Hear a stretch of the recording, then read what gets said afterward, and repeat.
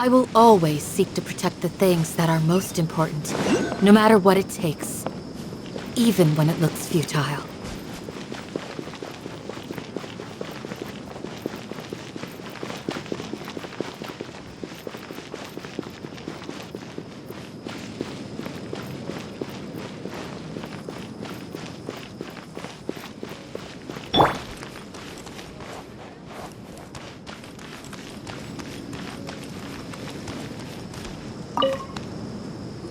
Excuse me, did you happen to see where the missing scholars went?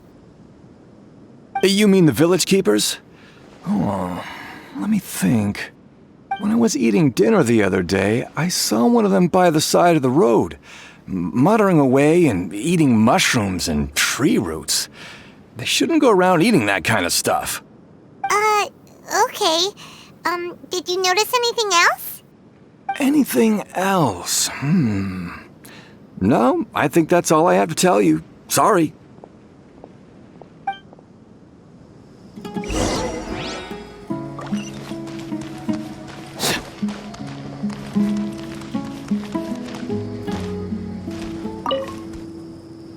The scholars that have gone missing. Have you seen them? Those eyes. Those fierce eyes.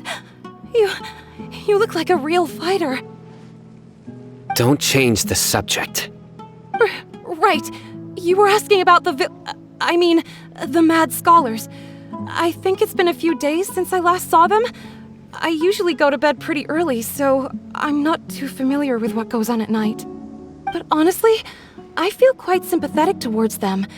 Even though they act a little strange, they've helped me in the past. If it weren't for them, my house would have collapsed long ago. Do you also think Grandpa and the others are good people? Grandpa? Oh, hello there. It's little Isaac. You mean that nice man who looks like your grandpa's long-lost twin, right? He was actually the one who protected my house. I saw it with my own eyes. He happened to be staying near my house that day and was doing something with his hands on the ground. It still feels pretty surreal now that I think back on it. Did someone teach them how to do that? Well, whatever the case, I'll always be thankful to him and whoever taught him to look out for others. I'm pretty sure that if I ever went mad, I wouldn't be able to do anything like that. Gotcha. Thank you.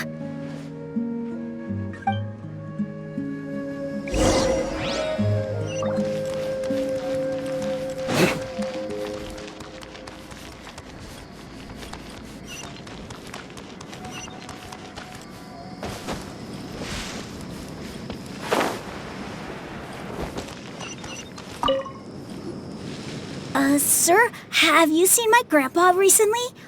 You know, the one who likes to sit and space out near the village entrance. Oh, well, if it isn't Isaac. Oh, your grandpa, huh? It's been a while. The last time I saw him, he was spacing out by the road as usual.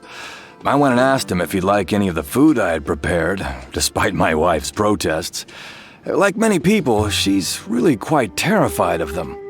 And speaking of my wife, she's still always complaining about how I don't make enough mora. It might explain why she's always mad at me. Oh, thank you. Thank you for taking care of him. It was nothing. You're looking for him, right?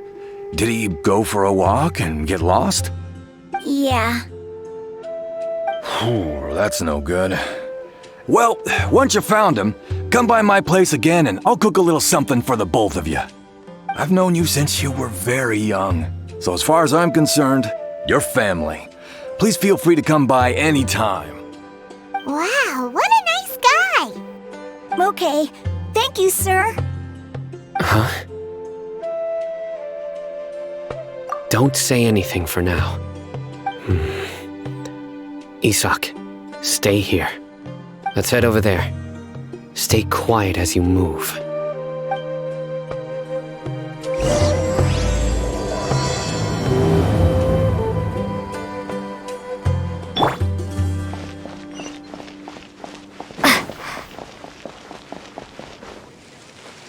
Grandma, is King Deshret really gonna come back from the dead? Of course not.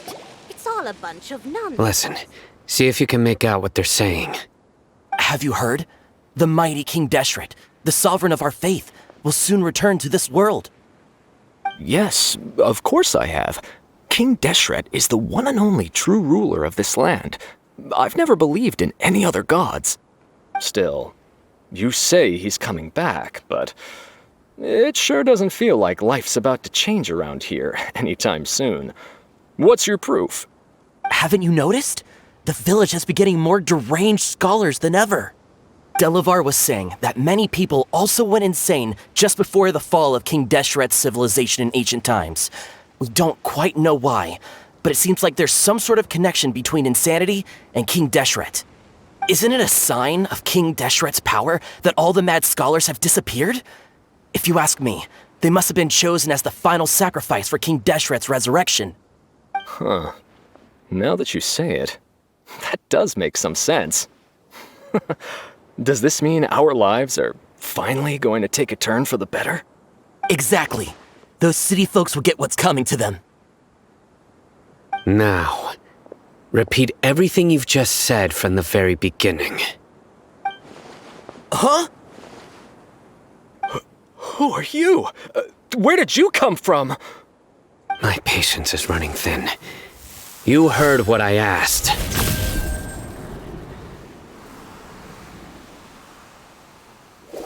Yeah! Bro, this guy's something else. Just look at his eyes. One wrong move, and he's gonna flay us alive. Let's not get on his bad side, okay? I am no match for this guy. Oh, okay, good sir. What is it you would like to know? Tell me about King Deshret's resurrection. Well, I only know a few things from hearsay. I went for a drink the other day and heard others talking about a rumor that the madmen will disappear and that King Deshret will return to this land. I'm not making this up, I swear! Hey, go on, keep talking. It's true. It's all true, sir. We desert folk have had more than enough of those people at the academia. They keep sending us all their mad scholars and won't let us have a good life. Would you want to live like this if you were in our place?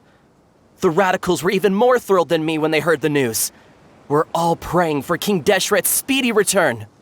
Delavar also said that once King Deshret returns to our side, it's only a matter of time before we conquer the land on the other side of the wall.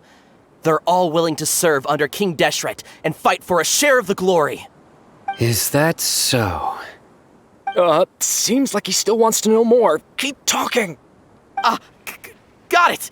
At first, I told myself it was just the drink talking, but then all the mad scholars vanished without a trace, just as the rumors said.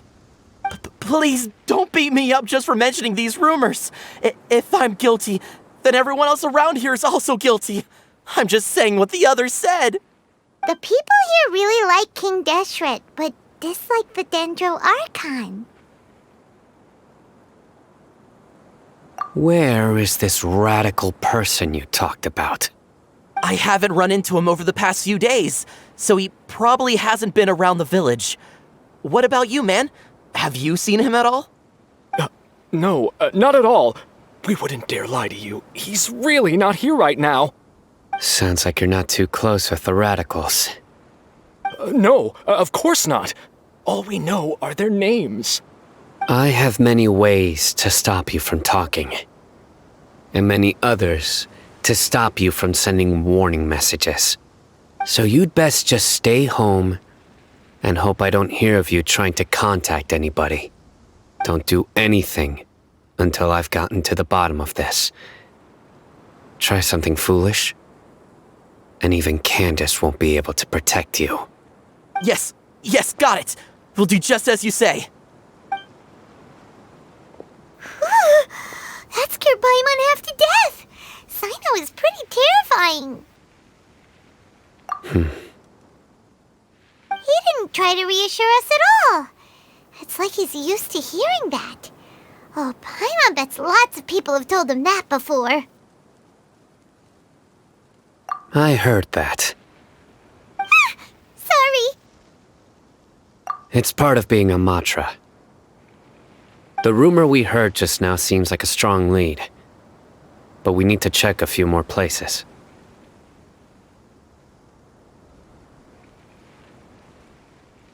Very well. Isaac! I'm here. Where's your grandpa's house? Well, I can take you there. Just follow me.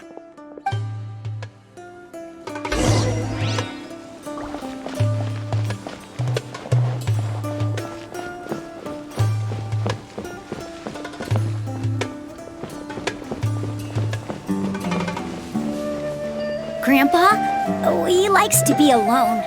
Sometimes he stares at the sky in a daze, and other times he just pokes at the ground with his fingers. Every now and then, he yells out at the top of his lungs, so a lot of people are really scared of him. But he's a good person, really. I know he is. I swear, he's just like my real grandpa.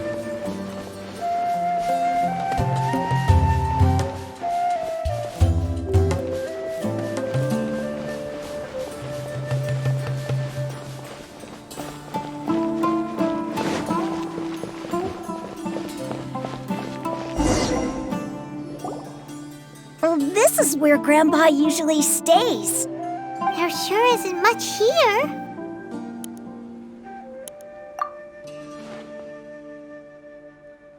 No. Incense? Please don't say it's the same one as before. But are you okay? Are you getting dizzy or need to lie down? There's a scent that you can sense, but I can't. A certain traveler here once passed out from that smell. Thankfully, Tighnari saved the day. And then he gave us a long lecture to explain all about how it worked. So, you know Tighnari? Huh? You know him too? Are you two friends? Yes. Now that I concentrate, I can also make out the scent of incense. Wait, surely Tighnari didn't lecture you too?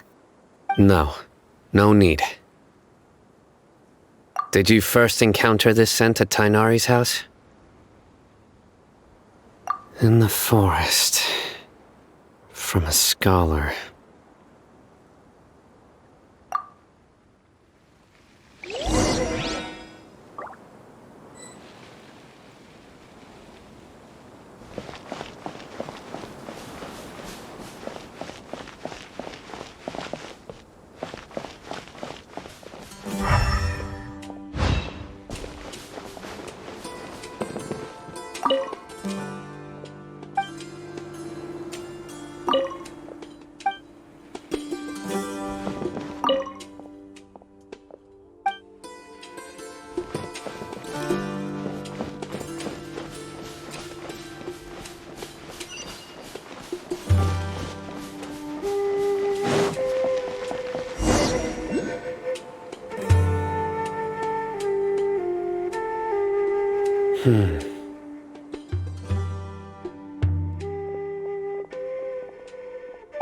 What are you looking for, Cyno?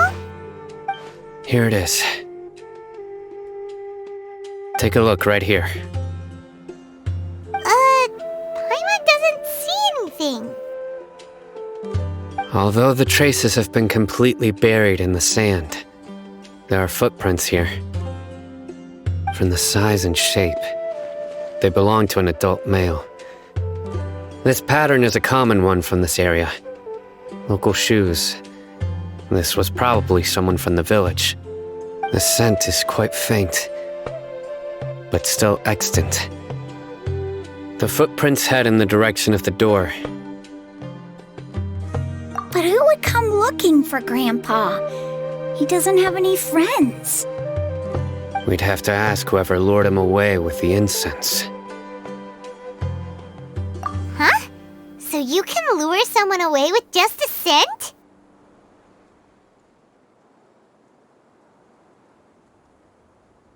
Hey! What's wrong with liking good food? Everyone's got something they love in life. Exactly. Most scholars are fond of incense, since the smell supposedly helps them clear their minds and discover new knowledge. Even deep within the clutches of madness, They still yearn for their knowledge-seeking days, and will follow the scent whenever it presents itself. No, Grandpa. So, someone's taking advantage of their weakness? Huh. Still, why would anyone want to abduct all the scholars? Are the rumors really true? Could the disappearance of all the mad scholars have something to do with the radicals? It's highly likely. Please, you have to save my Grandpa. Grandpa's never done anything wrong. Please help him. Sounds like we'd better help get him back. Don't you worry, Isak. We won't let whoever took him get away with it. Let's head to Aaru village and inform Candace and the others about what we learned here. After that, we'll set off to find the scholars.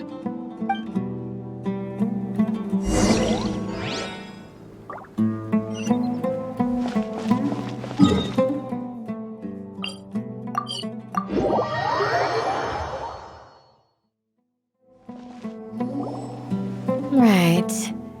The darker fabric definitely looks a lot better. That'd be my choice, too. We're back, Candace! We've got a lot to tell you. Ah, welcome back. Sounds like everyone's friends already. Oh, Dia's here too! You bet. So, everything goes smoothly? Reasonably. Al-Hайтам didn't go with you? We haven't seen him at all. Huh. I saw him around the village entrance earlier and figured he was investigating with you. I guess he must have gone off on his own. Did you find out anything useful?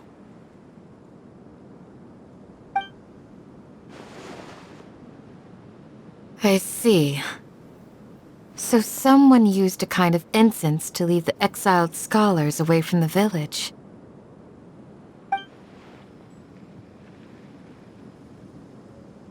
The resurrection of King Deshret? First I've heard of it.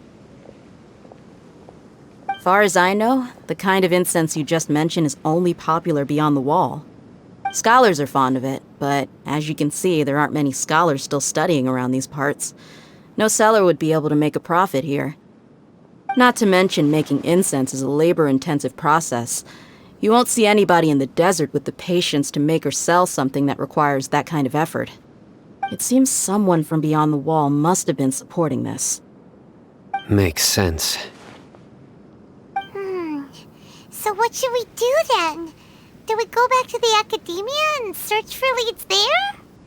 If it was any other day, that would be your next logical step. But today, you've got me on your team, so you get an extra tip. Didn't you say that the villager got his news from the tavern? Well, I also like to drink at the tavern, so I know a thing or two about these radicals he mentioned. If Paimon remembers correctly, the leader of the radicals is some guy called Delavar. Ah, yeah.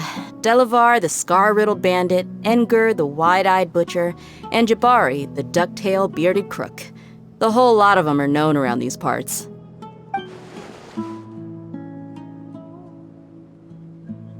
These guys have one thing in common, and that's being broke. The rougher life gets, the more they want to believe in King Deshret. Way they see it, King Deshret's resurrection is their only chance at overthrowing the academia.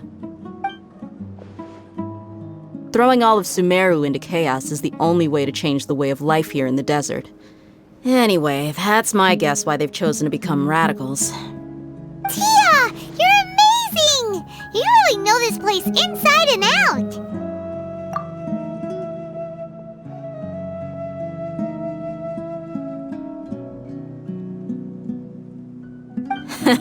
No merc can afford to slack off on gathering intelligence.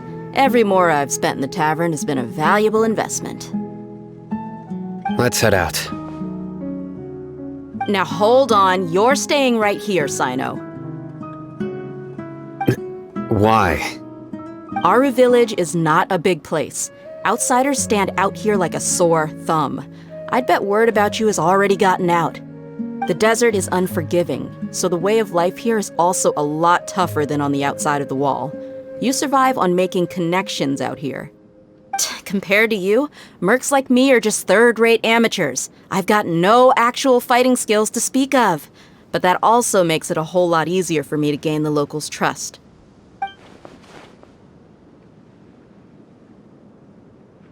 I need to go around and ask some questions, but it'll be difficult if you're with me.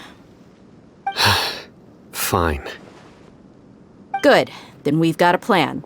The Traveler and Paimon will go to Caravan-ribatu with me, and we'll try our best to figure out where the mad scholars have been taken. Cyno, you'll have to stay in the village and continue investigating on your own. All right, sounds like a plan.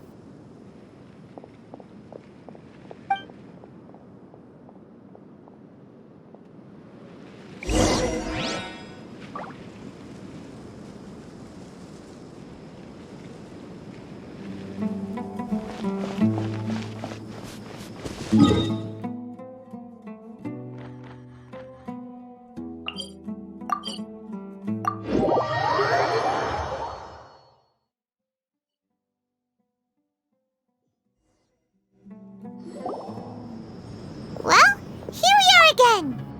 Sounds like you're starting to get familiar with the area. Paimon's amazed every time we see the wall of Samiel.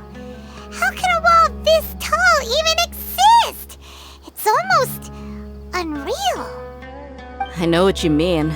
I had the same question every time I walked this way when I was a kid. Also, why is this high wall here? And can a wall really block sandstorms?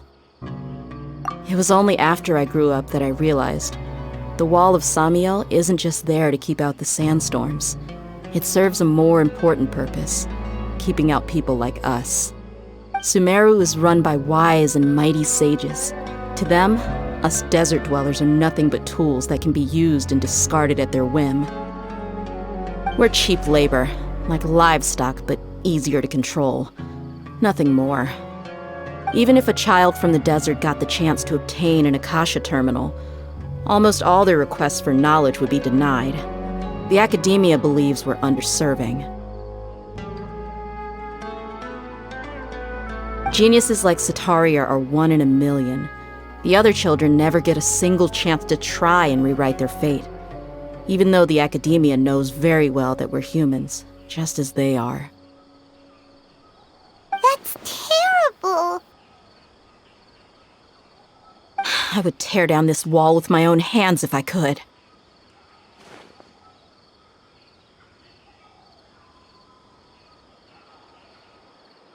Hey, Dia.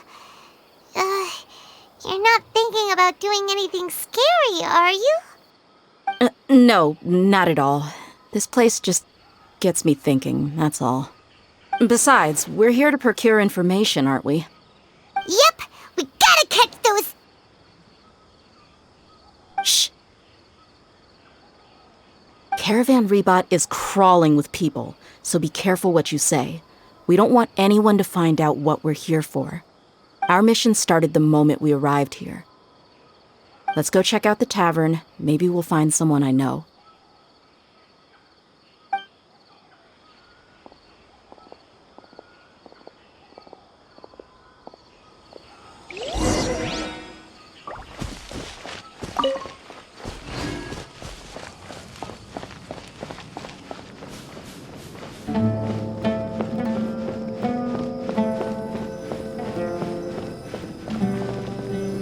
Just our luck. None of them are here today. You mean, you don't see anyone you know? Dia, is that you? What a coincidence. You here for a drink too? Zaki. Finally, a friendly face. Oh, and who do you have with you here? Guests from another land? Hello. I'm Zaki. Dia's, how would you put it? Drinking buddy? We've had drinks together a few times. You could say we go back a ways. Anyway, as far as my friends here, they aren't too shabby, are they? You rarely see any Outlanders so friendly and respectful nowadays. Absolutely. Much better than those people on the other side of the wall. So, Dia, are you looking for someone? Yeah. Have you seen Engur, Delavar, or Jabari recently? Of course I have. Matter of fact, we were all here drinking together just a few days ago. I've got a spice trading deal from another nation. I thought maybe Delavar and his friends might be interested. Know where I could find him? Ah, how thoughtful of you. Then I assume you also know that Delavar's been having a hard time making ends meet these days, so you came here to help him out? Hey, keep it down. Let's just say I prefer to keep this deal a secret. Y'all at Caravan-ribatu are like family. If there's more to be made, why not do it together? Besides, Delavar and his friends have muscle. They'd be a good fit for escorting the goods. Yes, how considerate of you. Delavar's my friend too, so of course I can take you to him. Come with me.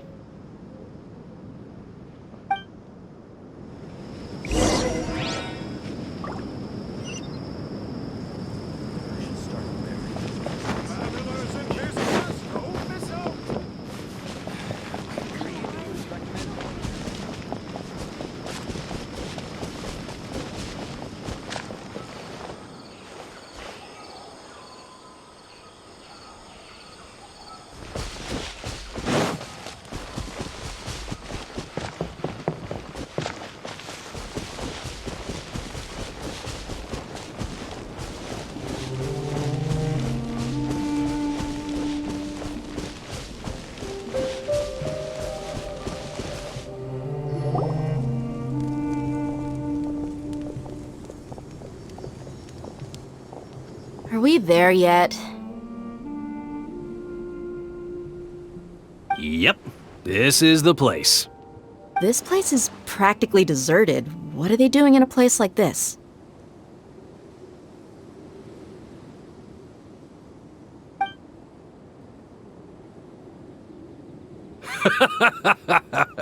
Why don't you take a guess? Go on, a wild stab in the dark. You're like lambs to the slaughter.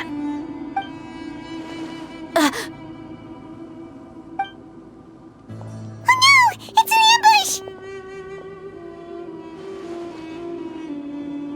ambush! What's this all about, Zaki? Come on, Dia. You really think we didn't hear about what you said back in Aaru village? The boys have kept a close eye on you from the moment you set foot there. Not only do I know that you're looking for Delavar, I also know that you've teamed up with people from the academia to look for the missing scholars. So, you've been watching us from the very beginning?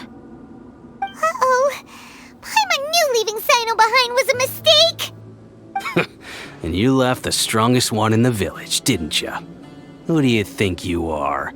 You really thought we'd fall for your little business deal nonsense? So you and Delavar have been partners all along. Dia, I guess it's only natural for a traveling mercenary like you to be out of the loop. Those of us who hang around the tavern have stronger bonds than you think. But you got one thing right. We're all looking forward to an uprising in Sumeru. There's nothing more we'd like to see than the desert folk overthrowing the academia. If that's the case, then I'm sure Delavar wouldn't miss a second of it. I'll be honest with you, if it weren't for what you said in the village, your little monologue about the Wall of Samiel would have convinced me that you're one of us. Delavar. And Engur, you're here too, huh? Long time no see, Miss Mercenary. You should have known the traitors are what us followers of King Deshret despise the most. Dia, I thought that you, a fellow desert dweller, would understand why King Deshret is greater than the Dendro Archon. Little did I know, you don't deserve to join us. Yeah, gee, what a missed opportunity. Adopting radical views and kidnapping innocent scholars, all because of some baseless rumors. Anything else I'm missing out on? See? There you have it. Mercenaries are just a bunch of faithless scum with only one thing on their minds. Mora. Pathetic. You're all like a pack of street rats. You're not wrong. Mercenaries are driven by Mora, and my faith lies with whoever's paying me. As long as there's a profit to be made, anyone can become my friend. Enough talking! Get him!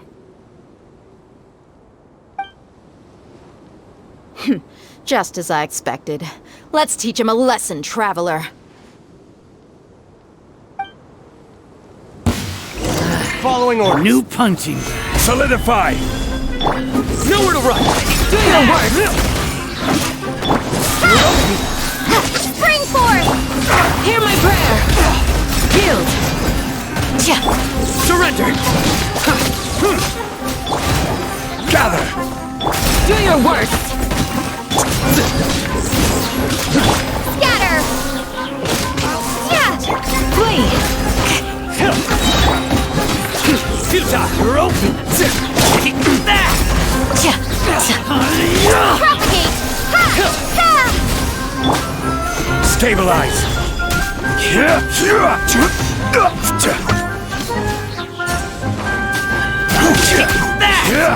Judgment is upon us. You stand condemned!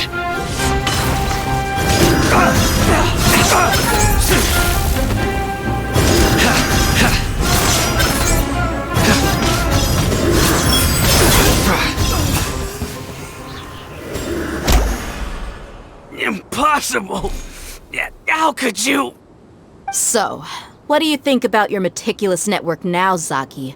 How did you say it? It's only natural for a traveling mercenary like me to be out of the loop. I'm guessing your informant told you that I'm just an incompetent merc with no real fighting skills, correct? I mean, that is what I said after all. And of course you would believe everything he reported.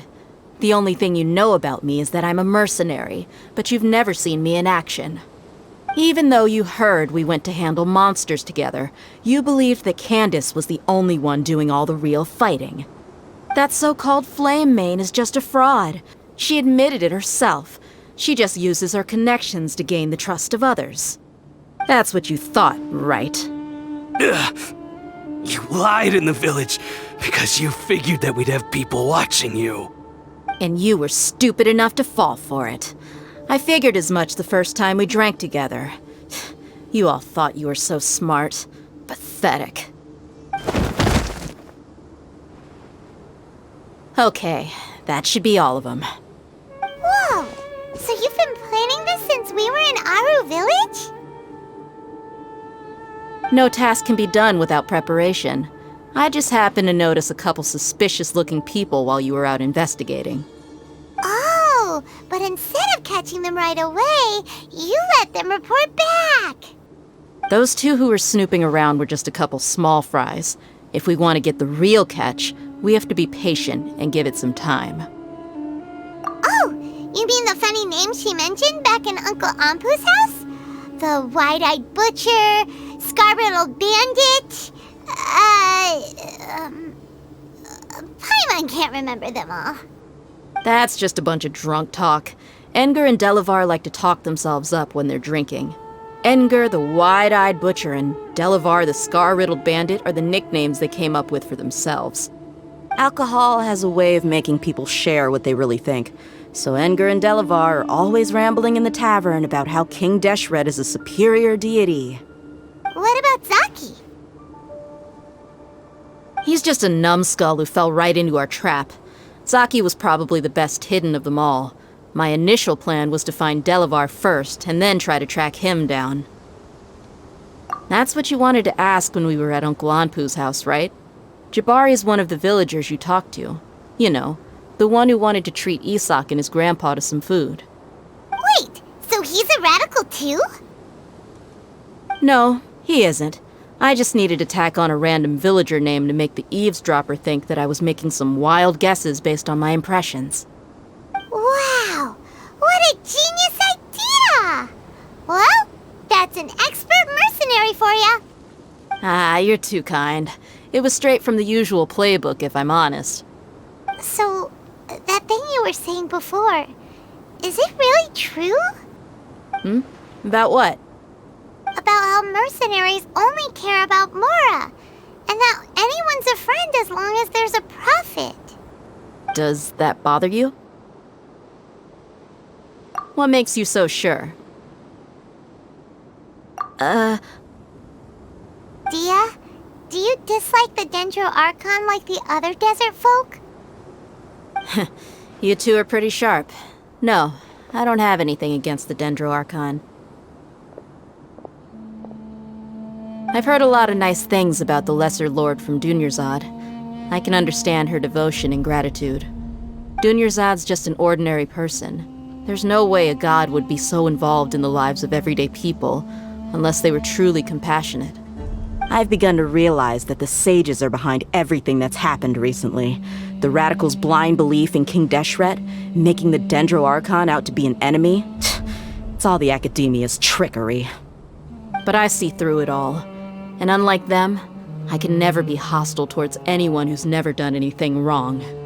Dia. Anyway, looks like we're done with business here. Traveler, lend me a hand. Let's tie him up and bring him to the village.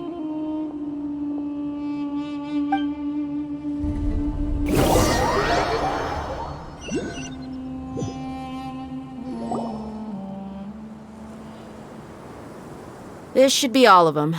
I'll let you take it from here. All right. I'll be in touch. Until then, please stand by. Candace, do you need any help? Candace will be okay on her own. I trust her, so you can too. She's been guarding Aaru village for quite some time now. If anyone is qualified to question the offenders, it's her. While I'm questioning them, why don't you pass some time by exploring the area? I'll meet you back here tomorrow morning, Traveler. As for these idiots, let's just hope they live to see another day.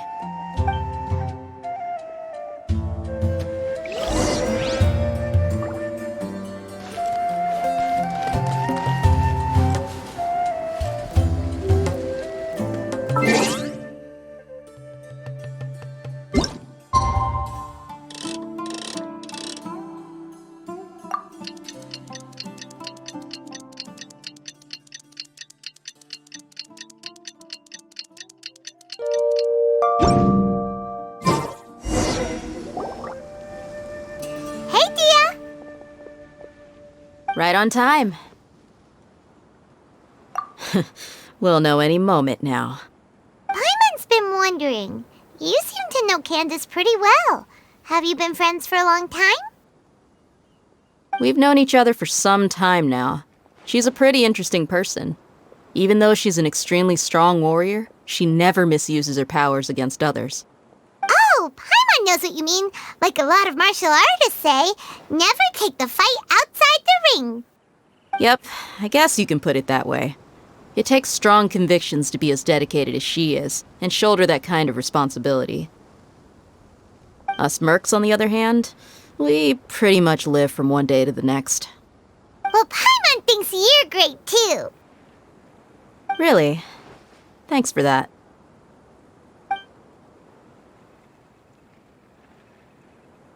Oh, Cyno's here, and he's pretty early too. Yes. I was here yesterday to help out a little. To help out? By doing what? Sharing some interrogation techniques. Oh, you mean you taught Candace some more persuasive methods?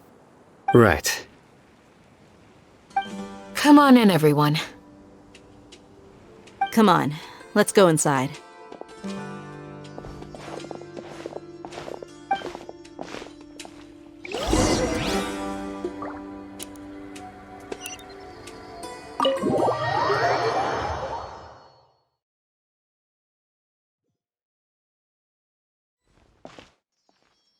Candace, where?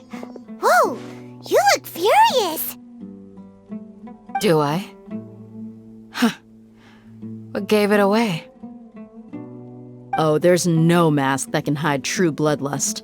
Cover up your eyes, and it'll still show itself at the corners of your mouth. Perhaps I need to work on my composure. Still, it's perfectly understandable why I'm angry. I'm sure everyone present would agree. Yes, ma'am. Please, don't beat us anymore. We're gonna die. Well, looks like Cyno taught her well. You fear death yourselves, yet you do not hesitate to place the lives of others at risk. The absurdity is mind-boggling. The ones you call mad scholars are known to us as the village keepers.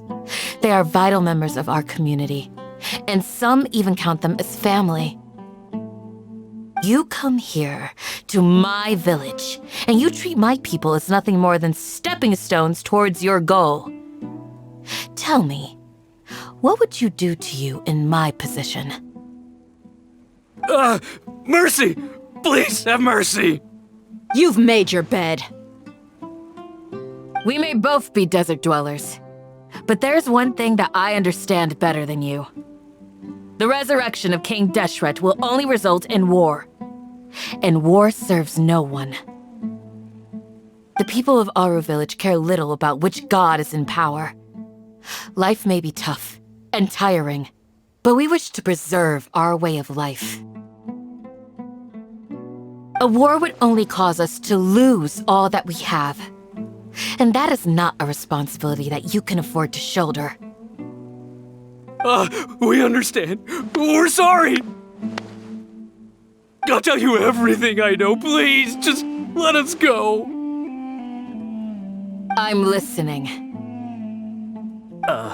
You might not believe this, but it wasn't us who came up with this idea. Someone was spreading rumors in the tavern. That's how we ended up hearing about King Deshret's resurrection. Some mystery man told us that mad scholars will make the perfect sacrifice to usher in King Deshret's resurrection. They give their lives, and we can get anything we wish for. They're called village keepers. Slip up again, and you'll regret it. Yes, sorry. It was all that mystery man's doing. He told us to spread the word about King Deshret's resurrection and talked us into helping him. In return, he said he'll help facilitate the resurrection process. I'm not sure. That's one. Huh? One what? Strike. You get a total of 3. Then, you die by my hand. Wait, I'm telling the truth. We don't know anything. It was all him. 2. He got us to lure them out of their houses in the night with some kind of incense. We take them to a junction outside the village. Then the mystery guy takes them from there. You gotta believe me, please. I'm telling the truth, I swear. Just ask them if you don't believe me. That was indeed the truth. Traveler, go on.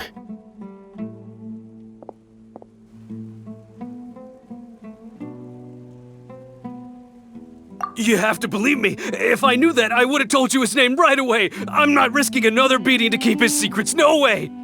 That guy, he wears a cloak, and he's always careful to cover his face. He calls himself King Deshret's envoy. I believe I may know what's going on. Uncle Anpu? What do you mean?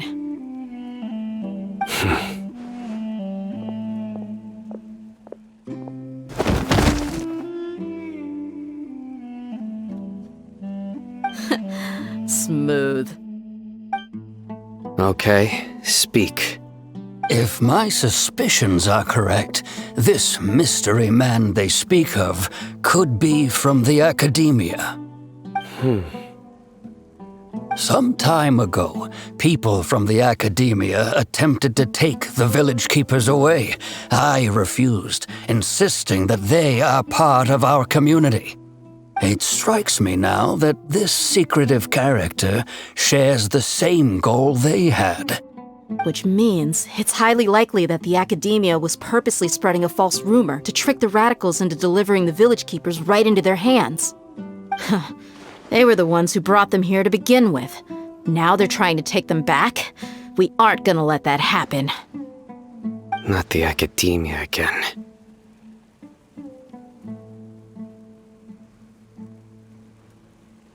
Just as I thought. But what could they want with the village keepers? People are nothing but tools in the eyes of the academia. A change in their plans likely means they found another way to exploit the scholars. Regardless, our top priority now is locating the village keepers. You're right. Isaac is still waiting for news on his grandpa. Time to go. Let's leave the village and try to track them down. Yes. Pack up and get ready to leave. You got it. Candace, I'll let you deal with the radicals. Leave everything outside the village to us. All right. Let's meet back here once everyone's ready.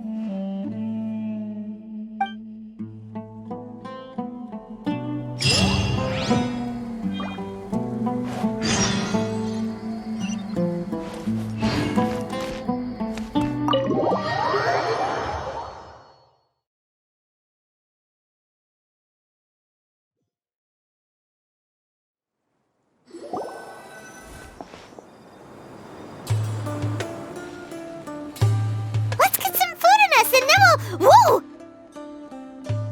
Where did you come from?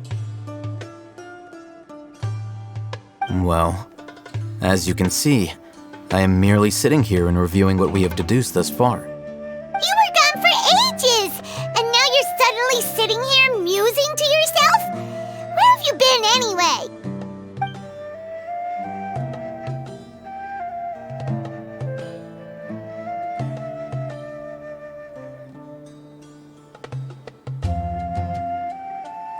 Hey, what's with the silence? You never think things through before asking questions. I'm giving you some time to make up for that. Paimon's so mad! Paimon's gonna give you an ugly nickname!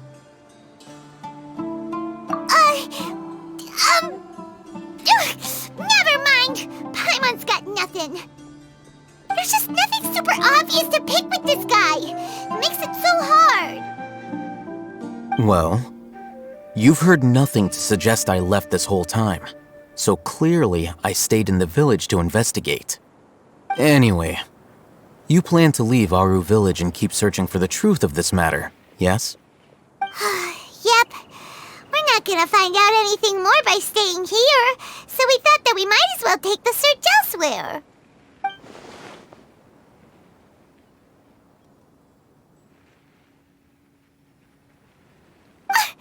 Enough with the silent treatment!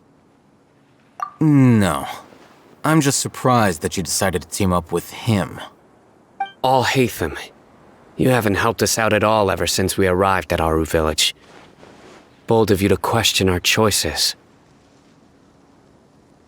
Yeah, you're all talk! While you were investigating, I had my own work to do, which I've now finished. Really? Paimon doesn't believe you. To be honest, we aren't really a team, so I have no obligation to inform you of my whereabouts. Not to mention that going separate ways allowed me to find some important information that you all had missed. Huh? Right here in the village? Correct. What did you learn? I'm going to take you to someone.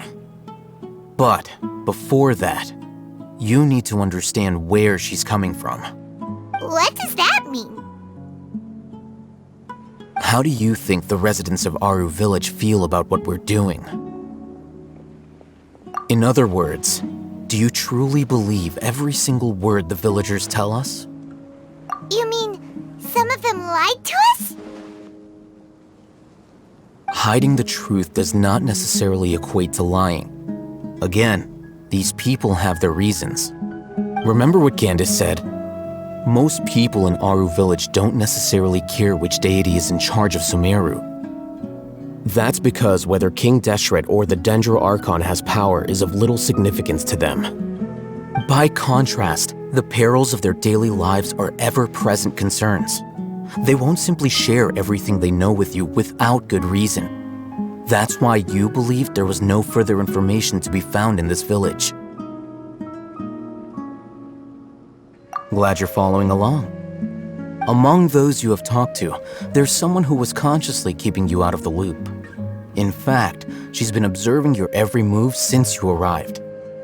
The reason being, to someone who only wants to live their life in peace, any external factors introduce unpredictability into the equation. Those eyes. Those fierce eyes. You look like a real fighter. Don't change the subject. It's quite obvious that she's intimidated by Cyno's authority and strength. Right. You were asking about the mad scholars.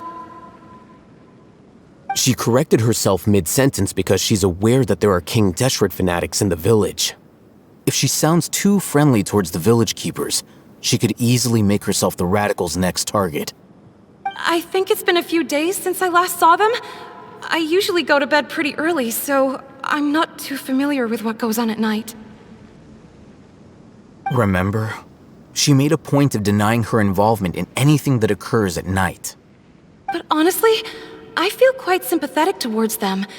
Even though they act a little strange, they've helped me in the past. If it weren't for them, my house would have collapsed long ago. After speaking to the village chief, it became clear that the village keepers had protected Aaru village at night. In other words, the young miss was very much awake during that time. Then why would she lie? By getting involved with an outsider, she risks drawing unwanted attention to herself. As for why she might be so wary about all this, maybe you should ask her. I'll pass on this one. You said that she is afraid of me. If so, it's best if I stay out of this. We're on it!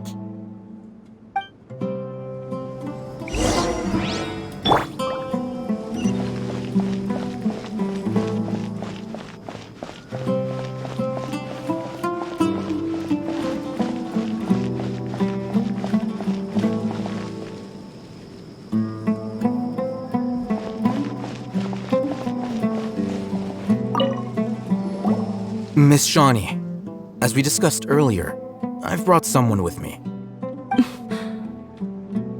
Mr. al-Hайтам, I'm aware of where you stand, but how can I make sure that your friends think the same as you? Huh?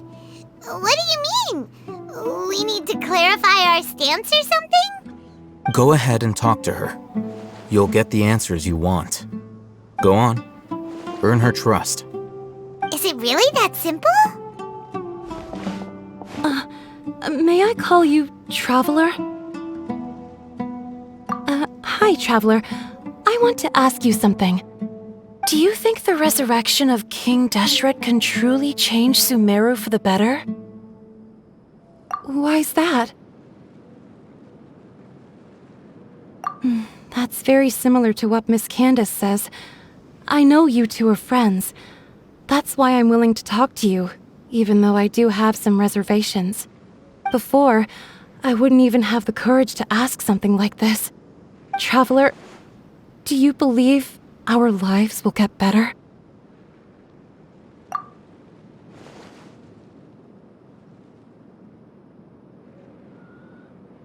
Yeah! We came here from another nation, so it isn't wrong of you to be weary. And we aren't really residents of any one nation. But even so, we've met lots of people from different places, and we've always fought for what we believed in. We have friends in Sumeru, and we want to help them. That's why we decided to stay here for a while.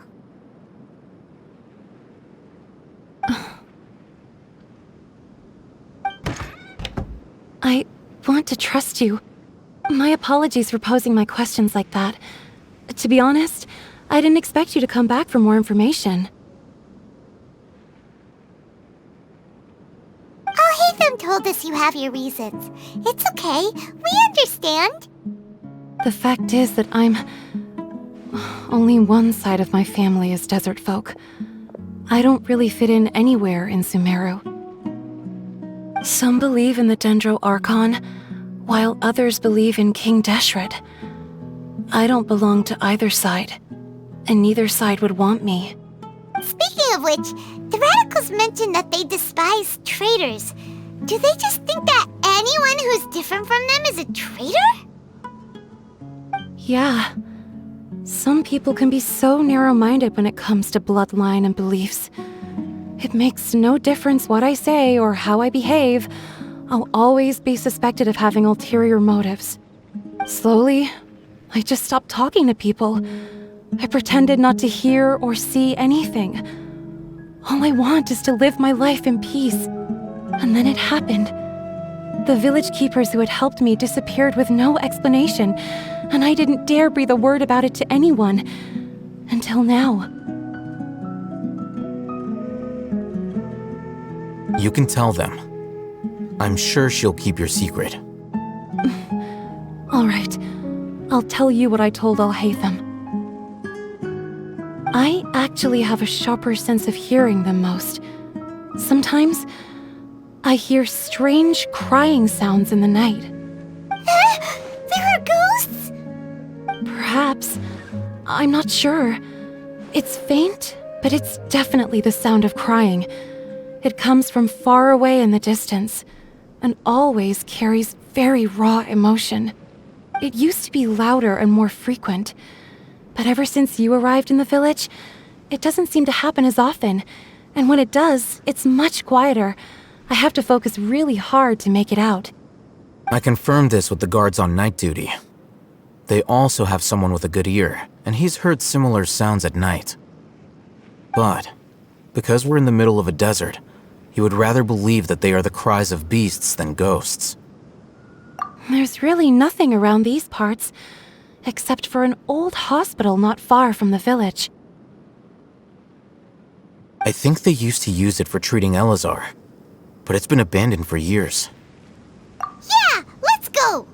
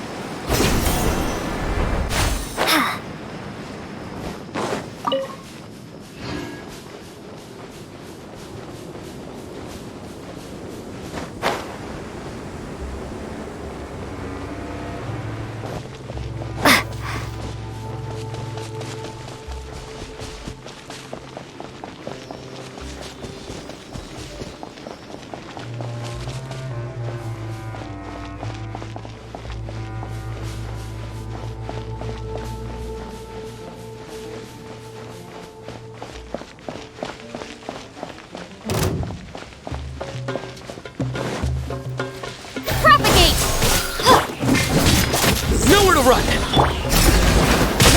Eat this! Solidify! I will have order! Surrender! Oh, is this the place? It's in terrible shape, and there's sand everywhere! Empty and forgotten. An ideal place to hide people.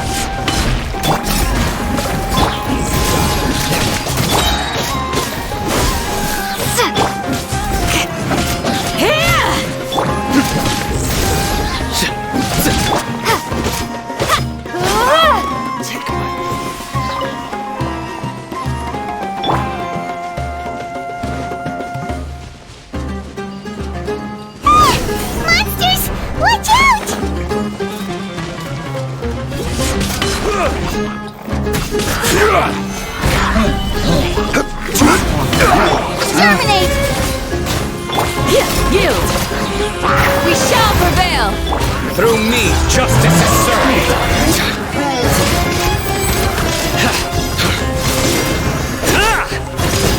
Guilty! Your penance is due! You stand condemned! Stabilize! Order guide you! Nowhere to run! Think you're going to...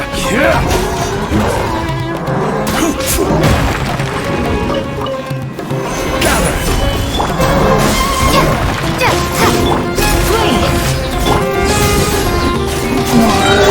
Spring forward! Grant us your blessing! Your sins weigh upon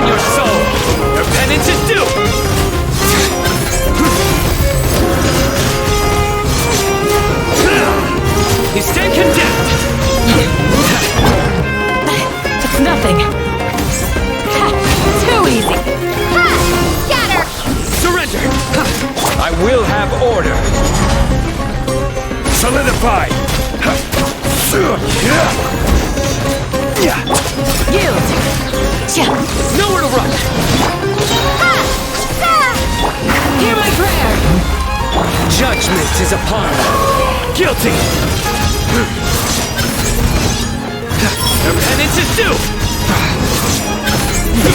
Guilty! Their penance is due! Scatter! Propagate!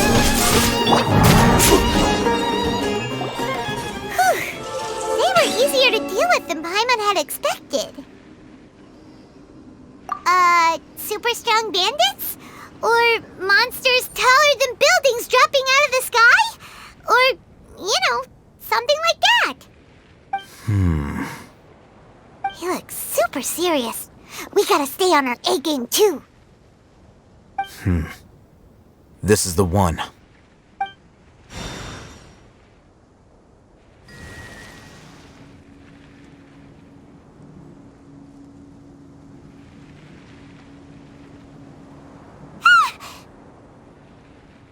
Let's go in and take a look.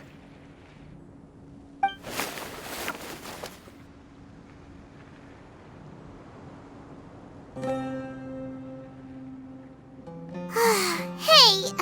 al-Hайтам, we haven't found squat. Are you sure we aren't wasting our time here? Patience. Shani says she only hears the crying at night. We have time to burn. Until then, I'm taking a break. And just like that, he sits down. Wait, he even brought a book to read? What are you reading? Let Paimon see! Okay, sure.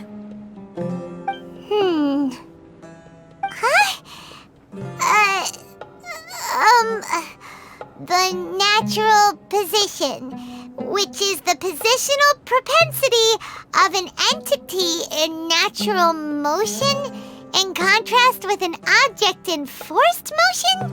Huh? When free from external influences, every entity displays the tendency to follow its natural trajectory?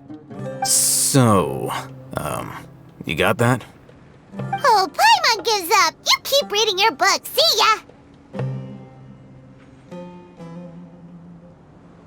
How is he so relaxed?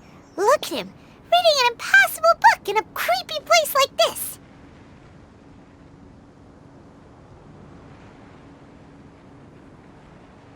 Hey! Paimon's your Tibet travel guide! Paimon knows plenty of useful stuff already!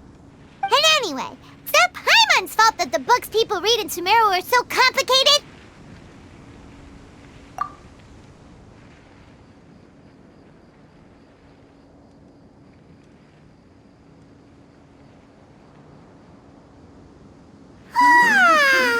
Paimon's getting so sleepy.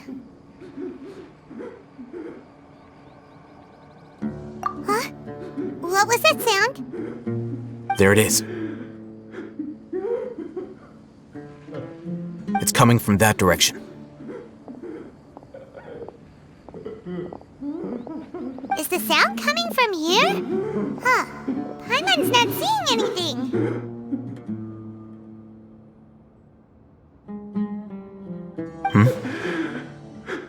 It's from below. But there's no way we can get down there. Something is off about the interior here.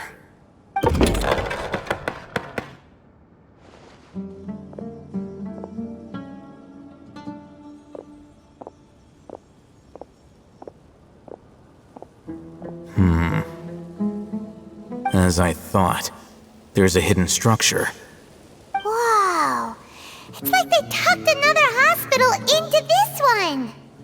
Oh, it looks like there are other mechanisms around here. Let's keep exploring.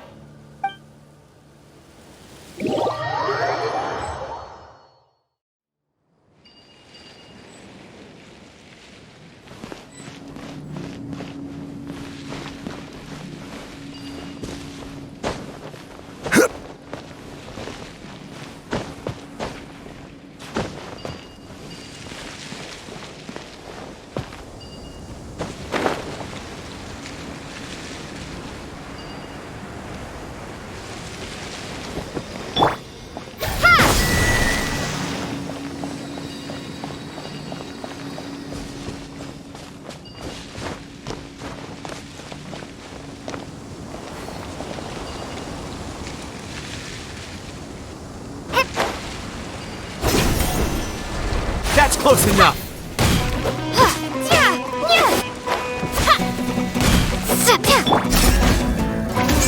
You're exposed! Propagate! Quake! I'll be back.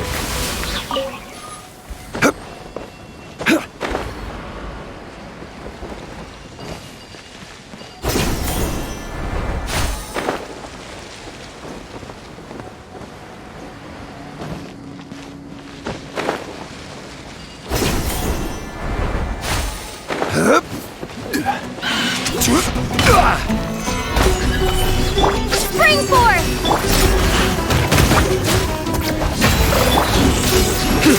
Through me, justice is served. You stand condemned. Your penance is due. You stand condemned.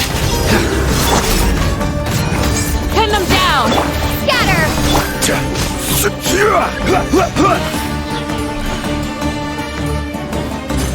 Gather! Order guide you!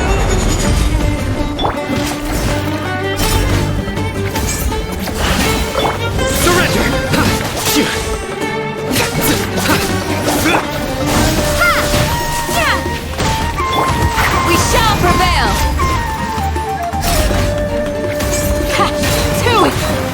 Solidify! Your sins weigh upon your soul. Guilty!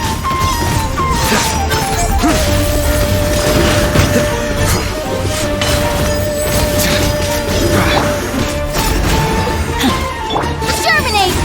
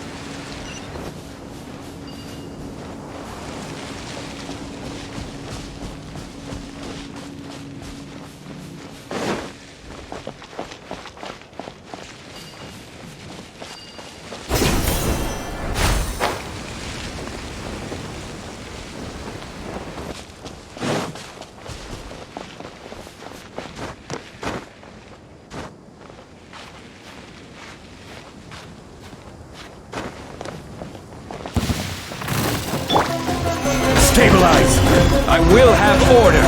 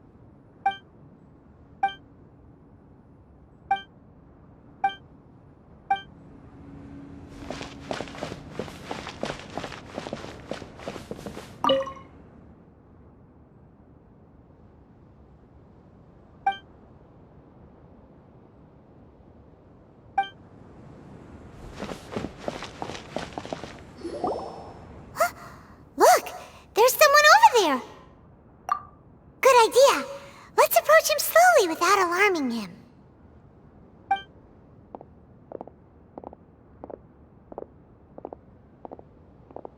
Wait.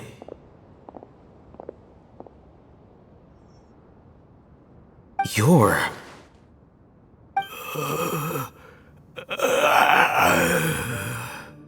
He can't speak, and his eyes are unfocused. But he looks too young to be anyone's grandfather. Also, why is he the only one here? Didn't expect to see him here. You know him? He's Razak, a senior of mine at the Academia. He's a scholar too? Is he the kind that holes up in a forest and mumbles stuff about training? No. And that's the problem. Razak was never involved in any of those things. He never trained in the forest, let alone reach Satyavada life. Leaving that question aside for the moment, him being here alone means that we might be too late. Looks like they've already taken everyone away. For whatever reason, they left Razak here. Perhaps they simply didn't have time to come back for him. There are drag marks on the ground. They're clearer by the doorway. Someone was forcefully drawing a cart that was loaded with something heavy. Loaded with people? That is one possibility. It looks like they were in a hurry, as if they were afraid of being caught.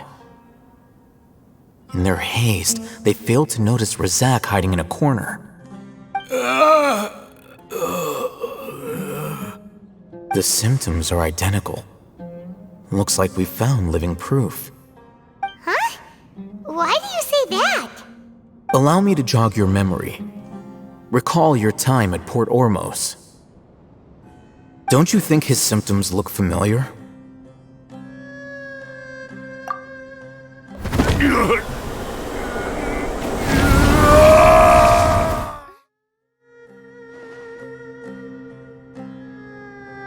Oh, now that you mention it, they're acting the same way.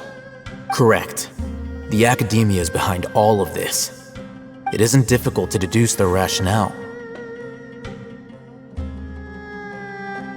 First, the Academia spread a false rumor of King Deshret's resurrection, emphasizing the role of the village keepers, the mad scholars who were exiled to Aaru village. These rumors were all the persuasion that the radicals needed, and those based in Aaru village leapt into action. Unbeknownst to them, of course, through rounding up the scholars, they were actually helping the Academia. As well as being able to exploit the radicals for their own ends, this scheme has one further advantage to the Academia. All the risks and responsibilities are offloaded onto King Deshret's followers. Life for the desert dwellers has been brutal ever since King Deshret's death all those years ago. Beneath the surface, feelings of desperation are widespread. Many would give everything they have for the prospect of something better. Anyone looking to exploit that for their own ends simply needs to make a few empty promises. Even if complications arise, people will see that those involved are all followers of King Deshret and look for no further explanation than differences of belief. A deep-seated mistrust of the desert and everyone in it by the rest of Sumeru will make sure of that. The notion of an Academia plot wouldn't even cross their minds. It may seem like a simple strategy, but it is able to work wonders under Sumeru's current circumstances. Oh, that makes a lot of sense. It's in line with the village chief's theory, too. But there's still one very important question. Wasn't it the Academia that brought the scholars to Aaru village in the first place? Why does it want them back now? Throughout this process, one thing has changed. The scholars' identity. First, they were scholars. Then, they became lunatics. After that, they were exiles. And finally, an exile is still patently a living, breathing human being. But when someone becomes a missing person, that is brought into question. If you can't find someone, you have no way of knowing what exactly happened to them. That makes missing people an ideal resource. Resource? For what exactly? One possibility is that the information in their brains could be extracted into knowledge capsules. Extracted? You mean canned knowledge comes from people's brains? With the technology of the Sumeru Academia, it's entirely possible. Perhaps the process caused them great suffering, which is why they cry out in the dead of night when no one is watching them. So, the human brain... Nope, nah, Paimon doesn't want to think about this. I'm the Academia scribe, after all. I'm familiar with their projects. Anyway, judging by Razak's state, the contents of a divine knowledge capsule were extracted from his mind, but something went wrong in the process. Or perhaps his curiosity got the better of him, and he used such a capsule for himself. Paimon's a little confused. Can they just use anyone's brain?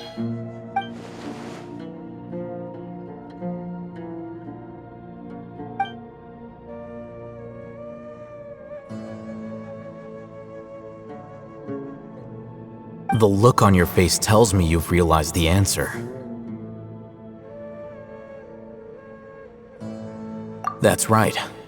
To some scholars, gaining knowledge about the gods is their entire life's pursuit. Extracting canned knowledge is just one of the extreme measures they turn to. However, I can't help but wonder, what do they seek to gain from divine knowledge?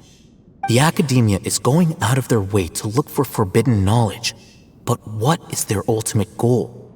I've spent quite some time trying to analyze the contents of the divine knowledge capsule, but to no avail. It seems like my way of thinking is too different from theirs. You mean you're not even slightly interested in getting your hands on this forbidden stuff? All scholars seek to expand the horizons of knowledge, but I'm not particularly interested in gods, so I don't share their degree of zealotry. Extracting information from people as if they were lifeless objects? If this is the direction of academic progress, then the Academia may as well shut its doors. Sounds like you're really against all this. Of course. The Academia's actions run contrary to their rules. Whether it be academics or knowledge, everything has its boundaries. If those lines are crossed, the rules and order that govern everything in the world will be destroyed. This matter needs to be corrected, just like fixing a typo in a book. Wait, didn't you step in to help because you felt sympathy for those poor people? Not to be callous, but no. My criteria are a little more restrictive than that. There is no shortage of suffering in Sumeru, and the same can be said for the rest of Teyvat as well. What do you plan to do about that? Save every last person? Probably not. Paimon's not sure.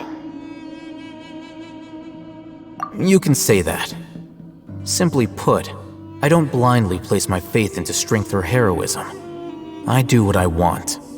The divine knowledge capsule is something I want to investigate in full. That doesn't mean I'm willing to take action for the sake of a few strangers.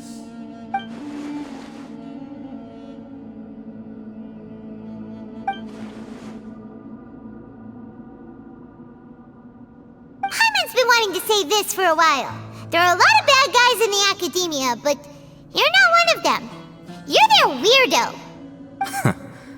You're probably right. Though I must say, I quite enjoy this feeling of being the odd one out. Uniqueness is also an asset, is it not? Wow, that's a great way to think about it. Paimon's really impressed. If only Miss Shani had a similar mindset, her life would definitely be a lot easier. I'm just a more likable person than her in general. There's nothing more to it than that.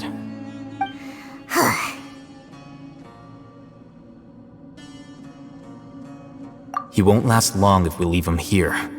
Let's take him with us. We'll work out our next step after we return to Aaru village.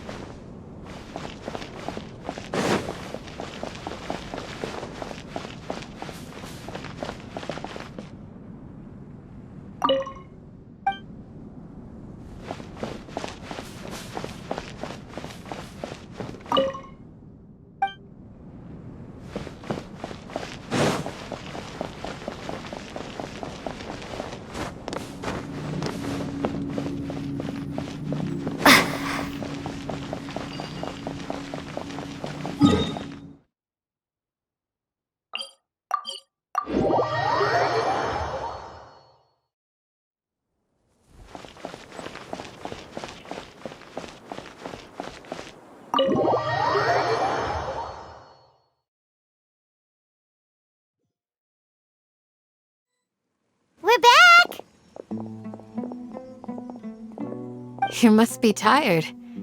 You should rest and take some water. What's the situation? Who's this? Unfortunately, somebody who's too young to take on the role of Isaac's grandfather. Nevertheless, he's one of the people we're trying to find.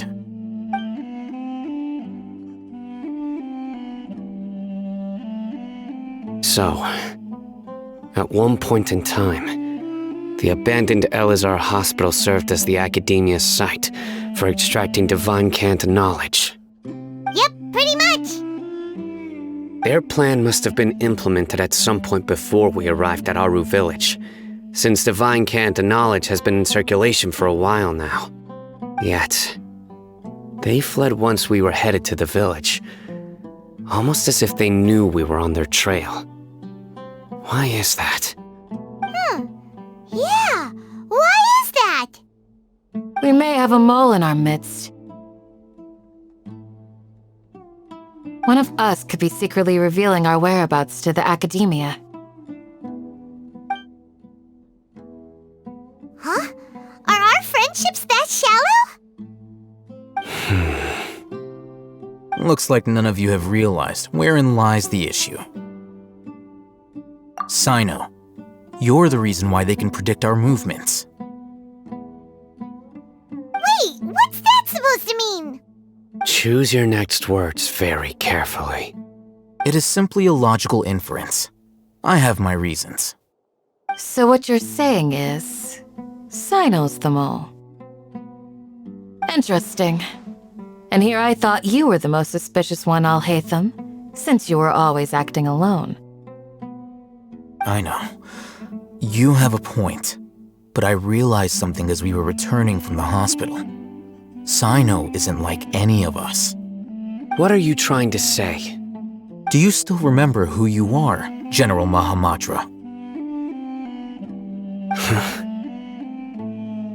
As a Matra, you are no doubt privy to certain kinds of information. Before you can take action against someone, you are required to have all the facts available, including the less than savory details.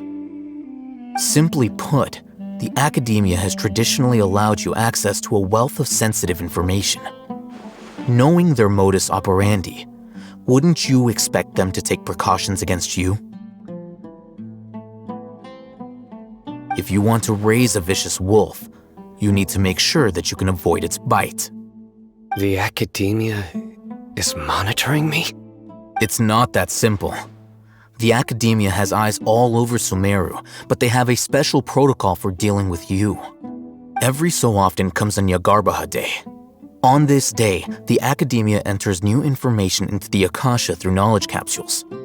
I remember seeing the thick notebook next to the control panel once. Its contents were all about the General Mahamatra, his activities throughout the day, preferred methods of enacting judgment, everything.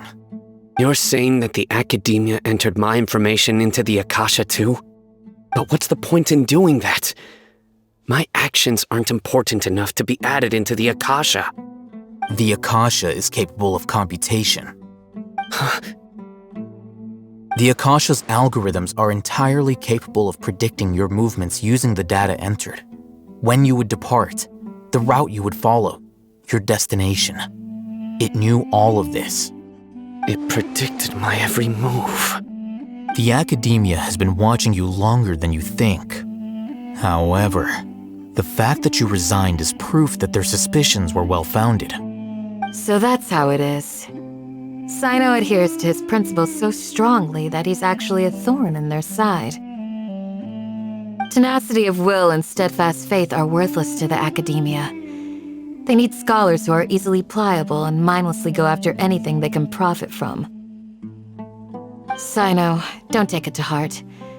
This just proves how much of a trustworthy ally you are. They escaped because of me. Don't blame yourself. It's not like any of us would have known. I have an idea. If they predicted my movements, then I might be able to guess where they went. Whoa, you bounced back fast. There is always an opportunity for safety after danger passes. Oh, so that's how it is! Paimon gets it now! If the Academia is trying to avoid Cyno, then the safest place would be... Yep, that's right! They'll want to proceed in the direction opposite of where I'm going.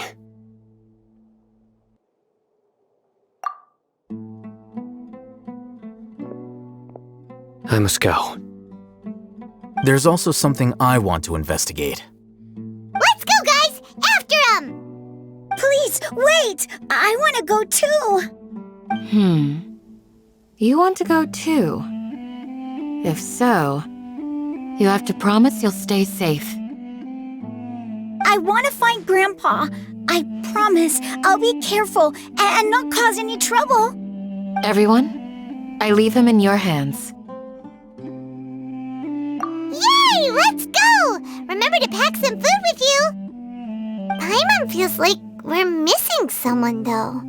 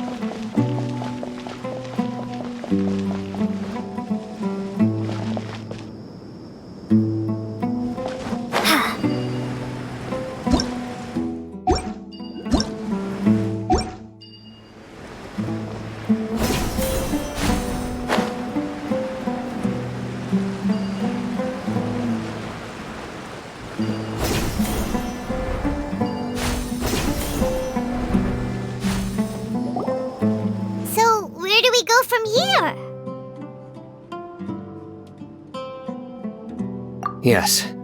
After leaving the village, we should head straight toward the desert.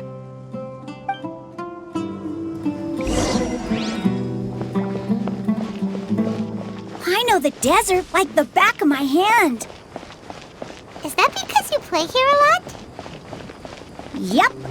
One time, Grandpa almost got lost in the desert, but I was the one who brought him back.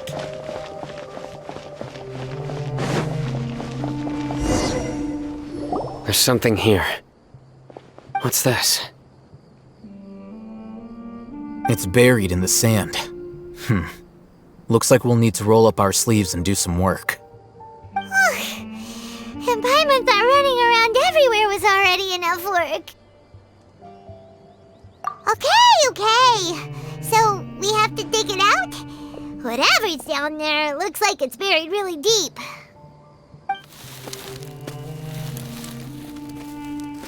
These are likely fragments of an Academia-developed device, something akin to a headset.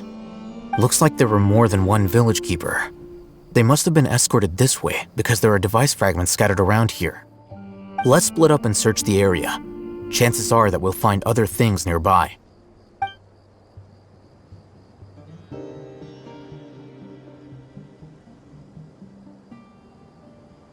Is this what we're searching for? It looks kind of scary. This is definitely a device used to extract divine knowledge. How did it end up buried in the sand? That can't have been part of the plan.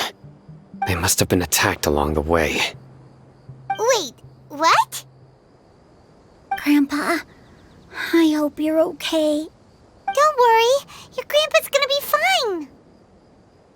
Razak didn't display any signs of starvation or dehydration, which means that they left fairly recently. We should be able to catch up. One more thing. Given that the device had been entirely covered by sand, I believe the attack must have happened prior to the sandstorm. Let's keep going. They can't have gone far.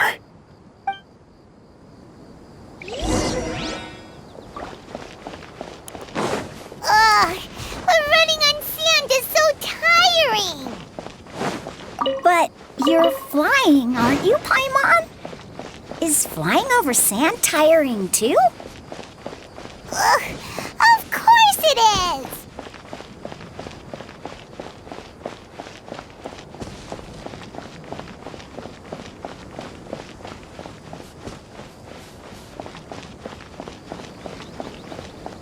Voices, over there. It sounds like an argument. Whoa, you have really good ears. Don't get any closer. They'll notice us. Dia's talking with the Eremites? Very interesting. Let's listen in. If you had informed me sooner, there'd be plenty of room for us to... You're one of us. We would never lie. Scholars. You don't know as much as I do. Need me to... I knew it. That's our Dia. Dia? Why would you... Dia! Hey, what are you doing? Huh? Didn't you say you'd help me find Grandpa? Why are you on their side? Well, look who's here. Ain't that something? This complicates things. You've betrayed Aaru village? So, this is the great General Mahamatra. Dear, you'd be better off as my assistant than hanging around with this motley crew. Seen for yourself, I have the means and methods, and my ideals are far more admirable than theirs. I'm not the type that's easily swayed, Raman. You of all people should know that. Wait, what's going on, Dia? Whose side are you on here? Shut it, Paimon. It doesn't matter. Whichever side you pick, nothing can deter us from the grand mission of resurrecting King Deshret. Once our Lord of Old returns to this land, we will have a new beginning. Face the facts, Raman. It's not gonna happen. You should understand that more than anyone. Have all your years as a merc taught you nothing about placing hopes in a ruler? I'm a desert dweller and a proud follower of King Deshret. Whether I live by the edge of the sword or in peaceful comfort, my soul will always carry this conviction. It's not too late yet. The village mad scholars aren't gonna bring King Deshret back to life. You don't understand, my dear lady. Pursuing our faith is our purpose in life. Even if the chance of success is 1 in a million, we must be willing to give everything we have. Even if it'll expose you to the academia? Even if they end up disbanding the Eremites? Your Eremites, which you've worked so hard for all these years? Yes. We've waited a long time for this day to come. The sun and the moon no longer shine here. All you see now is cracks in this desiccated land. But fate has finally dealt me a hand to play against the academia. With these scholars in our custody, we'll stomp the academia's forces and fight our way beyond the wall of Samiel. Ridiculous. Think about it. The academia controls the entirety of Sumeru. Your powers are negligible in comparison. If you still don't believe me, then try asking these 2 men. They're also against the academia, but neither of them are as arrogant as you are. They look more like pawns of the academia to me. Why would I listen to anything the people of Greater Lord Rukkhadevata have to say? Filthy traitors. Your god abandoned all honor and betrayed King Deshret. We desert dwellers will never trust the likes of you. It's impossible to communicate with someone so hostile. Perhaps we should. Do you really believe that by kidnapping the scholars, you'll be able to negotiate with the academia? These people have no value as bargaining chips, but I could be persuaded to take their place as your next hostage. These scholars were exiled from the academia. I, on the other hand, am their current scribe, and will be a much greater asset to you. Wait, you can't be serious. So, you want to trade places with the hostages, do you? Precisely. Any wise person would gladly accept my offer. What are you thinking? What if they decide to kill you instead? Well, that would be bad luck for me. However, I'd get the chance to observe the scholars, perhaps even find out the truth. Think you can talk me over with that confident look of yours? I'm not trying to persuade you. I'm using this as a means of joining forces against the academia. You are the scribe. What do you have against the academia? Not all desert dwellers believe in King Deshret, and the same applies to the academia. Why must all knowledge seekers approve of the academia's way of doing things? You academia scum! Every last one of you is nothing but a hypocrite, just like everyone else on the other side of that wall. I've made myself clear enough. I won't listen to another word from the Dendro Archon's people. Not so fast. Al-Hайтам, do you stand by everything you just said? I never make empty promises. You know you're making a dangerous decision, right? I do. Good. Rahman, hear me out. These people are my friends. Maybe you can't take the followers of the Dendro Archon at their word, but what about me? Do you trust me? We've known each other for years. Of course I do. In that case, I'm willing to vouch for their honesty with my right arm. Come on, Rahman, don't be a coward. If you're serious about taking on the academia, you need to steel yourself. You can't be afraid. An arm from the Flame Mane. You've piqued my interest. But what if you refuse to oblige? What should I do then? No one's a fool here, Dia. We're mercs. And mercs don't tend to live long unless they have their wits about them. You're not wrong, but this is different. I promised my friends that we'd bring back the village keepers together. Let's do it right here then. Give me your right arm as proof of your resolve. Don't listen to him! He's not even trying to negotiate! He just wants to make things more difficult! That's fine. Are you crazy? We came here to save lives. One arm for that many people is still a pretty good deal, if you ask me. Rahman, I'm holding up my end of the deal here. You'd better not let me down. Sure. Go ahead and cut off her right arm.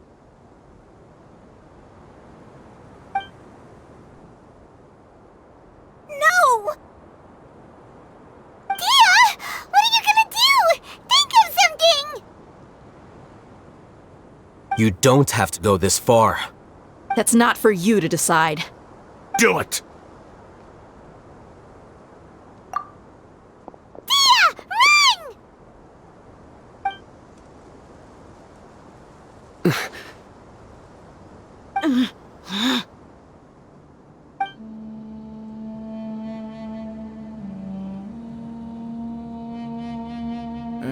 Stop!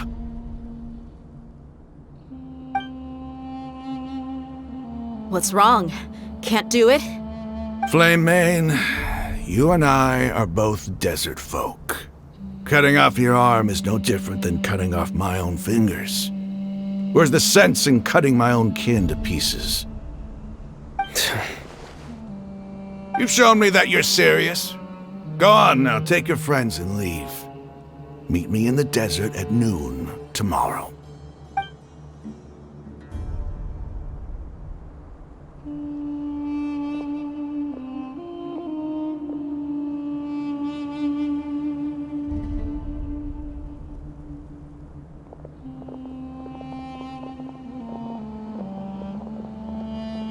Phew. I was really counting on him not going through with it. Dia! That was crazy! Have you all lost your minds? What if he'd actually cut your arm off? Then I just have to hold my claymore with my left arm.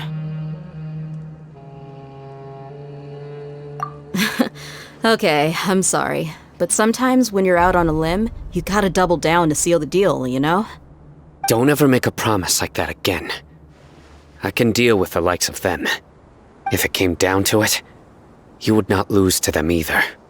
I don't doubt it, Cyno. But this is about more than me and them. There's a lot more where they came from.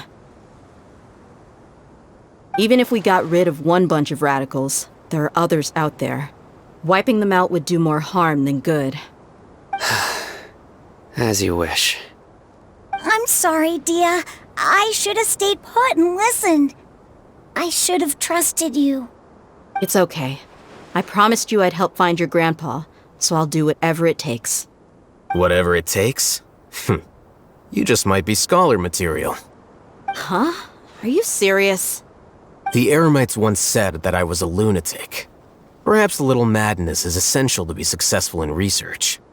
Why does it feel like he's using his praise for me as an excuse to brag about himself? Okay, let's get moving. We should head back to the village and rest up. Today was just a trial run. Noon tomorrow is gonna be the hard part.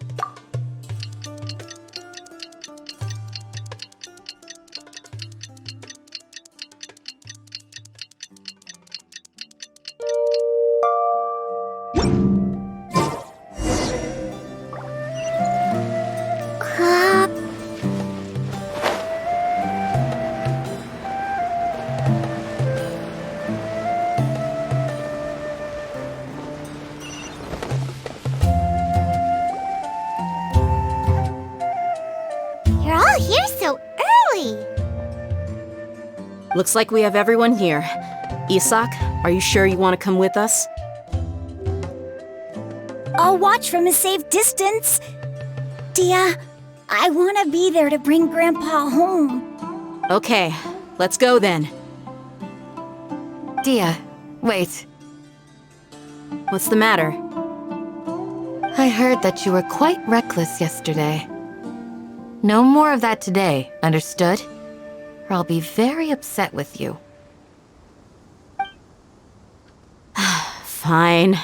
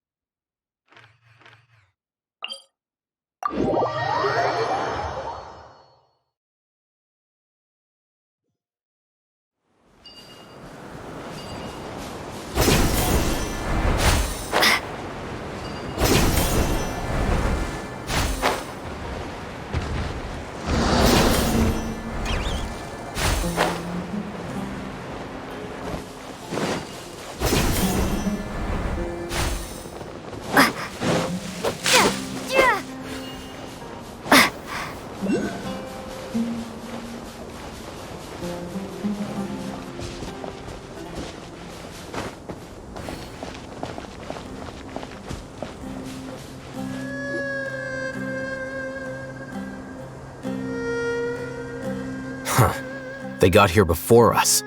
Uh-oh. Is it because Paimon overslept by 5 minutes and held everyone up? Is everything ready? Absolutely. Although, you brought fewer people than I imagined. Bring him over.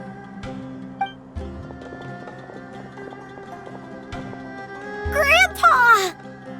Why is there only one of them? Rahman, I've always thought of you as a man of his word. What's this about? It's a one-for-one exchange. Sounds fair, don't you think? And let me put it this way.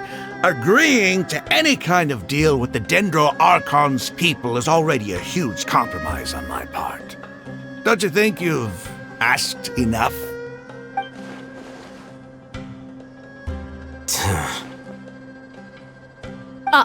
You stay right there!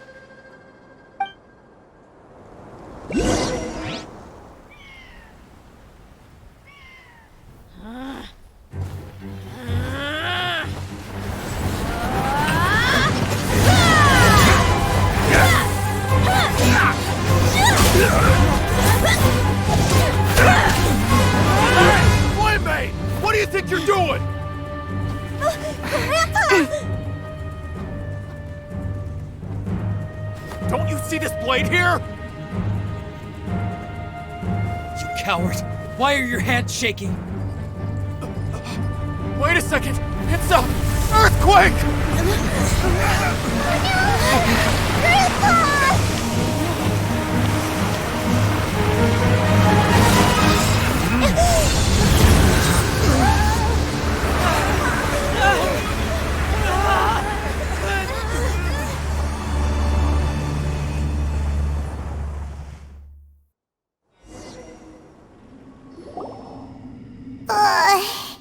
Paimon's dizzy.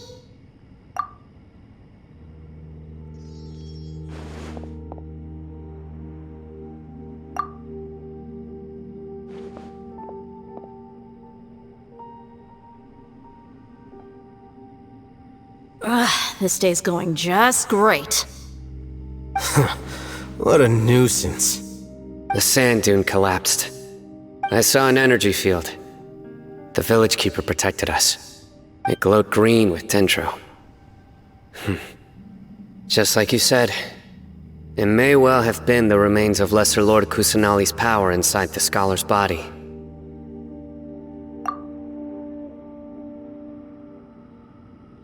The Dendro Archon. The present one. Grandpa? Grandpa?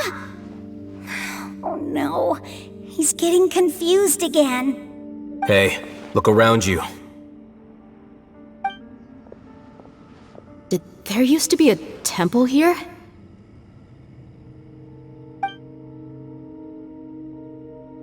It seems that when the sand dune collapsed, it exposed these underground structures. The symbols on the gate belong to King Deshret's civilization. This structure must be ancient. Over time, the sandstorms completely buried it and left it in the state we see now. It could have been an underground palace in the distant past. Oh, a miracle. Praise King Deshret! What's he doing here? And his men too? They must have fallen down here with us. Pretty lucky if you ask me. Most of them seem in really bad shape. Except for him. He got off lightly. Mind your head. No, this isn't the time for conflict. Our exalted lord has shown us the way to his sacred palace. He's not actually gonna go in there, is he? As it happens, I want to take a look inside too. What are you doing?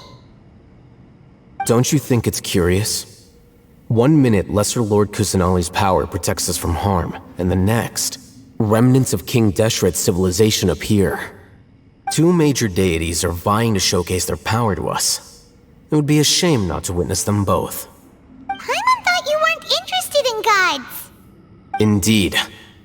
In my view, gods are just a higher form of living being, or creature, you could say. New discoveries are always worth investigating. Whether they have anything to do with gods is neither here nor there. Raman, what are you gonna do about your men? I'll just let them lay here. King Deshret will take care of his people. Right now, I'm going inside.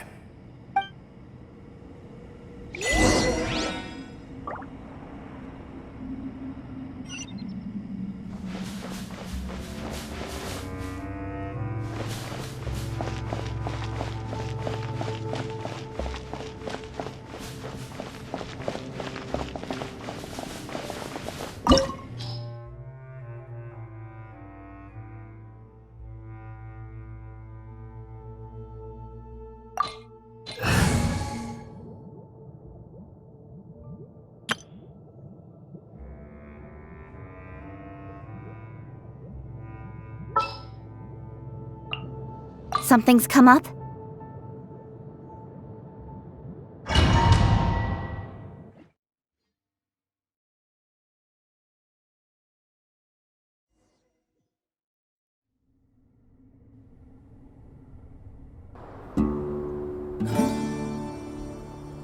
It's full of life here. This defies comprehension. It looked completely desolate from the outside. Yet, It flows with energy inside. Yeah, and there's so many plants. It's so pretty. Sir Rahman. Huh? Me? Do you see another Rahman here? Are you mocking me? What do you mean, sir?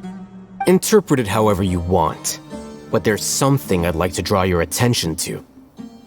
While this structure is clearly left over from King Deshret's civilization, the energy that flows in here is that of the Dendro Archon. Whatever you say. It's not like I have a vision. There's nothing to be angry about. Think of this as an academic journey. It does seem kinda strange. If that's true, then we might have to explore this whole area to find an explanation.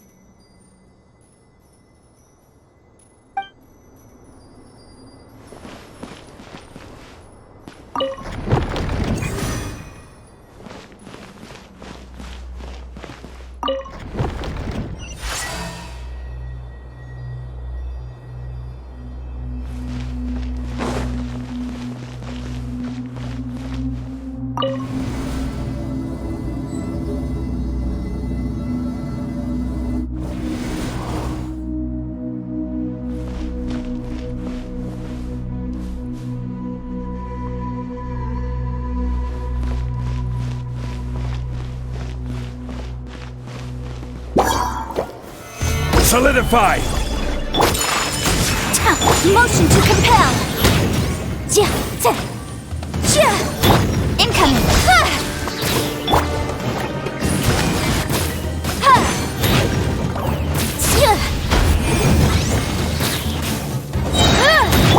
Take flight! Speed of light! Stabilize!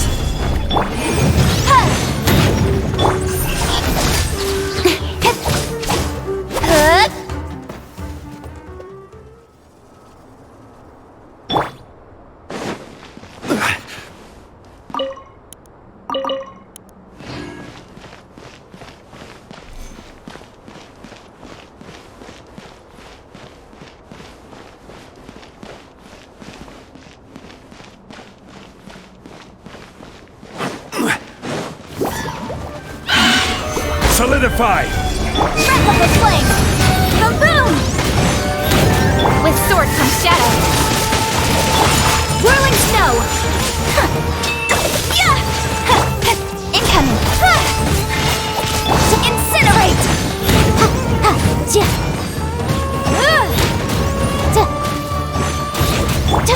My apologies! Gather!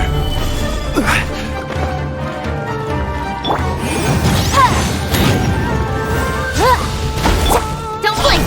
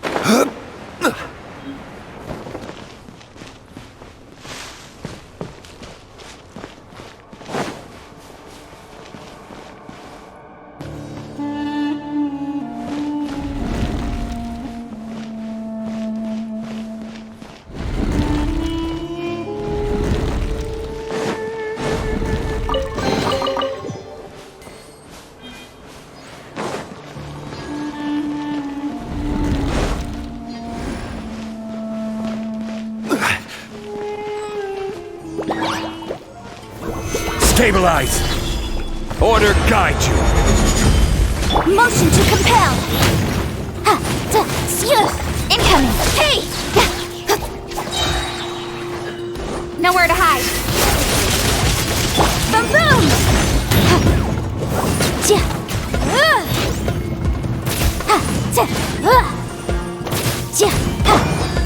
Speed of light!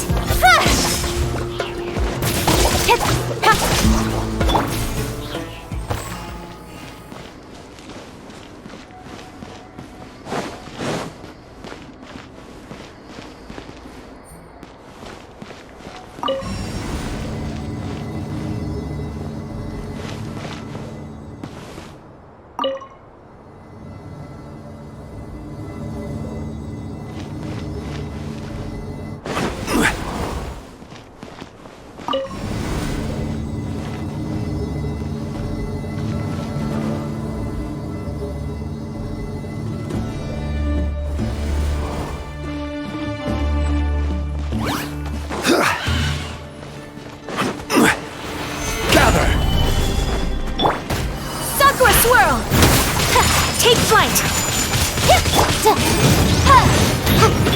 Incoming! Hey!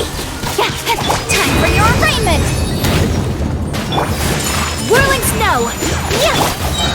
Solidify! Don't blink!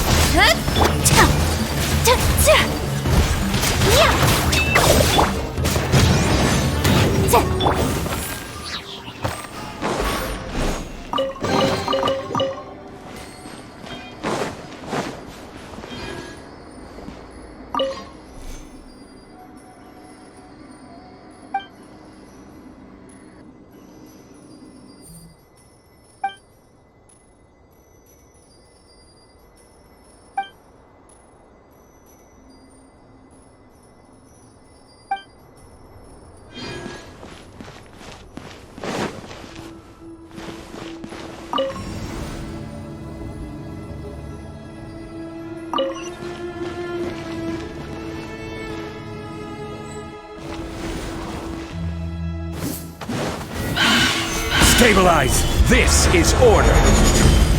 Motion to compel! Incoming! Hey! Cut to the chase!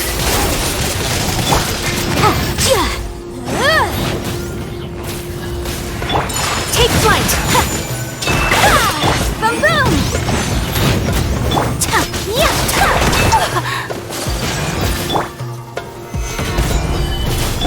Speed of light! Incinerate! Embrace the ice!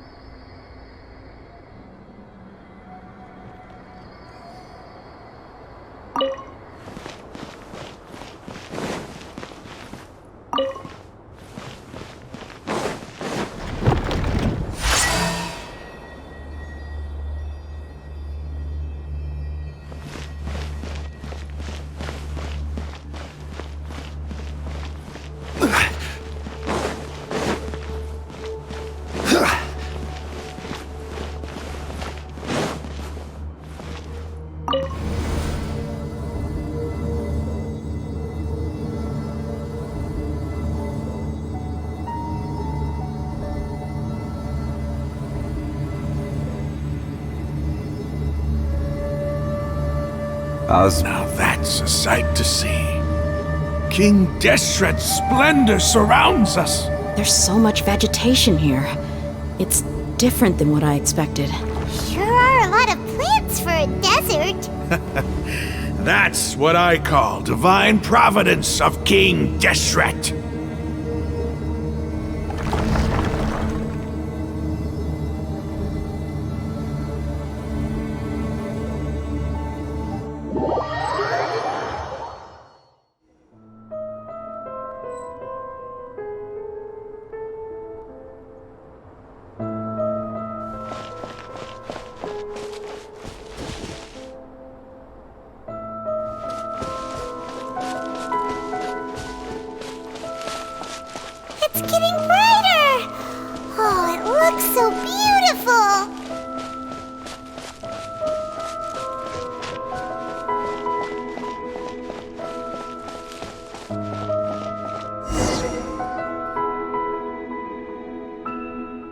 Wait. What's that?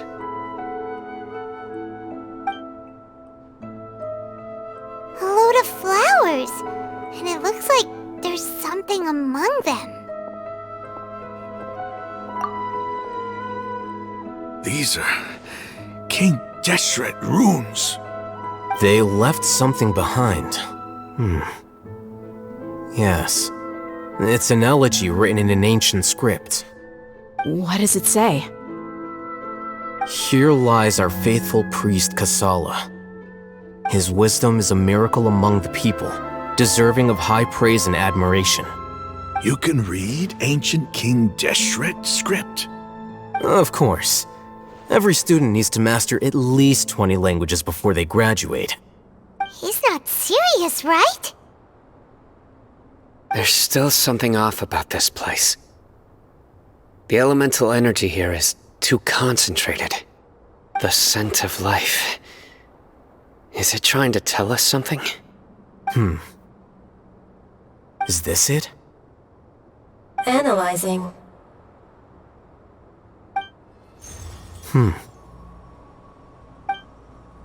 There seems to be a hidden message among these skeletal remains.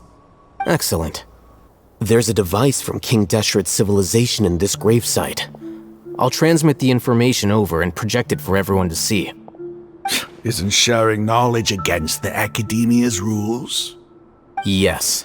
However, under the circumstances, I'd prefer you to see this for yourself. You'll understand after watching it.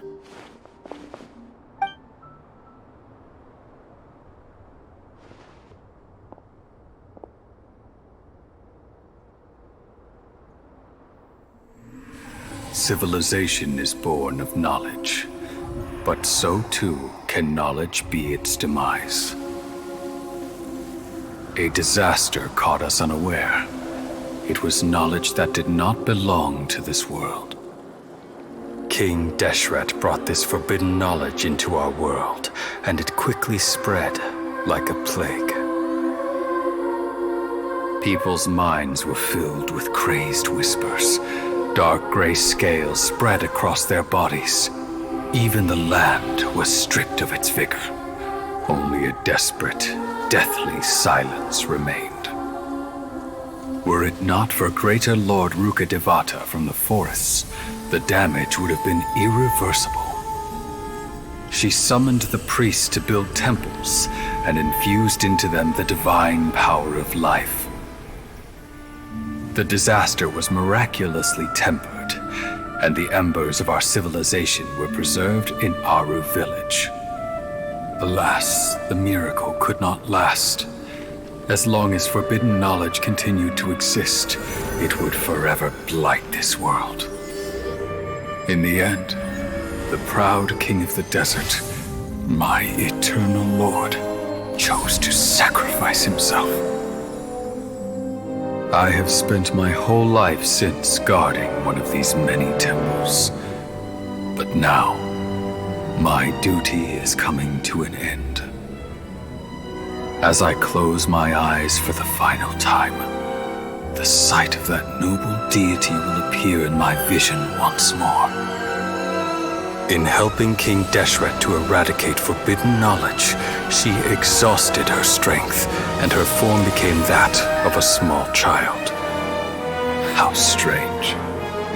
Now that I think of her, I no longer have any fear of death, for I sense that the spirit of life will abide with me during my eternal sleep. Children of the desert, cling no longer to past grievances, but hold tight to the memory of this act of benevolence. What was that? The priest's memories. No, impossible. Greater Lord Rukkhadevata. So the former Dendro Archon and King Deshret were never enemies at all. But this doesn't make any sense. The Dendro Archon's followers, they're clearly... Was that The former Dendro Archon? He became so tiny in the end.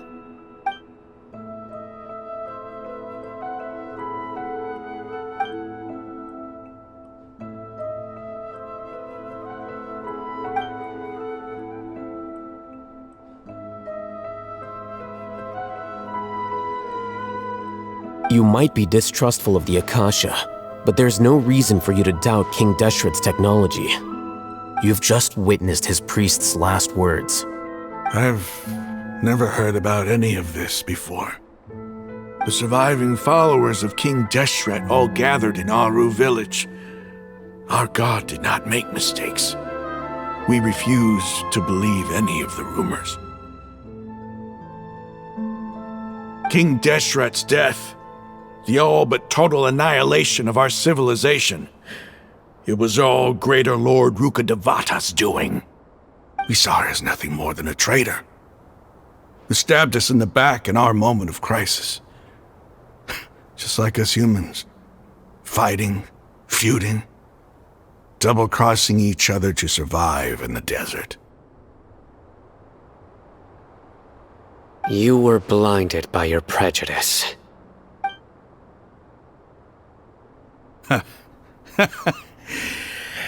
If I hadn't seen this for myself, if I hadn't witnessed his last words with my own eyes, ears, and heart, how could I ever begin to accept this? The truth is so far from what I've always known.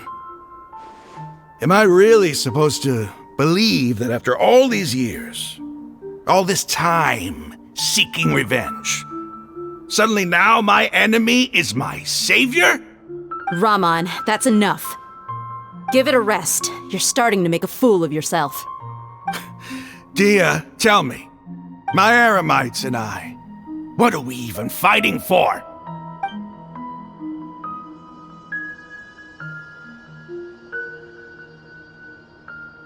Hey, how you doing? I'll live. Thanks. I should probably go. Can't just stay here forever. What's your next move gonna be? Oh, I know what you're going to ask. I feel deeply ashamed of everything I've done. You'll get everything you're asking for. But please, give me some time. After everything that's happened here today, somehow I need to explain it to the others. It's not gonna be easy. Well, I guess that's for me to deal with. Dia, this is where our camp's located. Make a note of it. When would be a good time for us to go? Tomorrow. I'll convince everyone that we're all on the same side. And I'll return every last one of your your village keepers. We'll share our other resources with you too.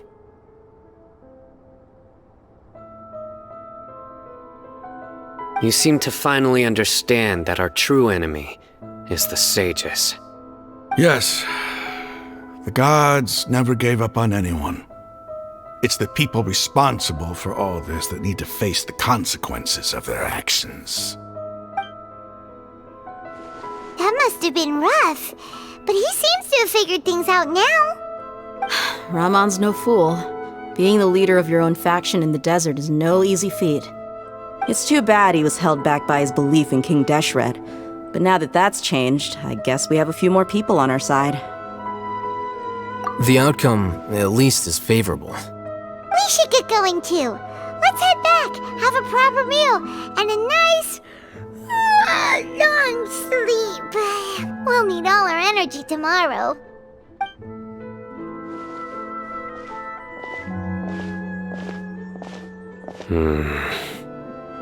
Cyno, we're leaving! Stop yelling.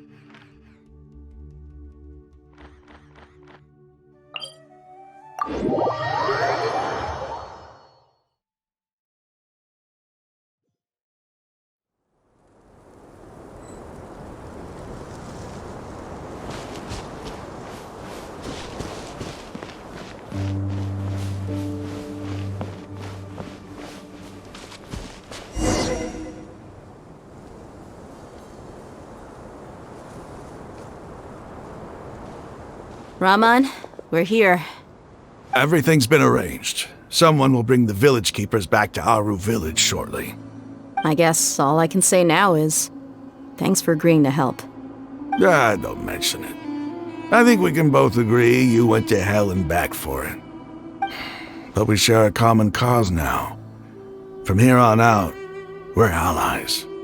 Where are the perpetrators? I'll bring you to them. Follow me.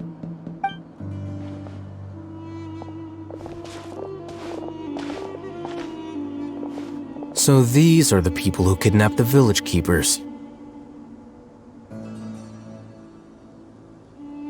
Oh no, it's the scribe! There's no need to yell. No one can help you now. We've been all over the desert trying to find you! That's right.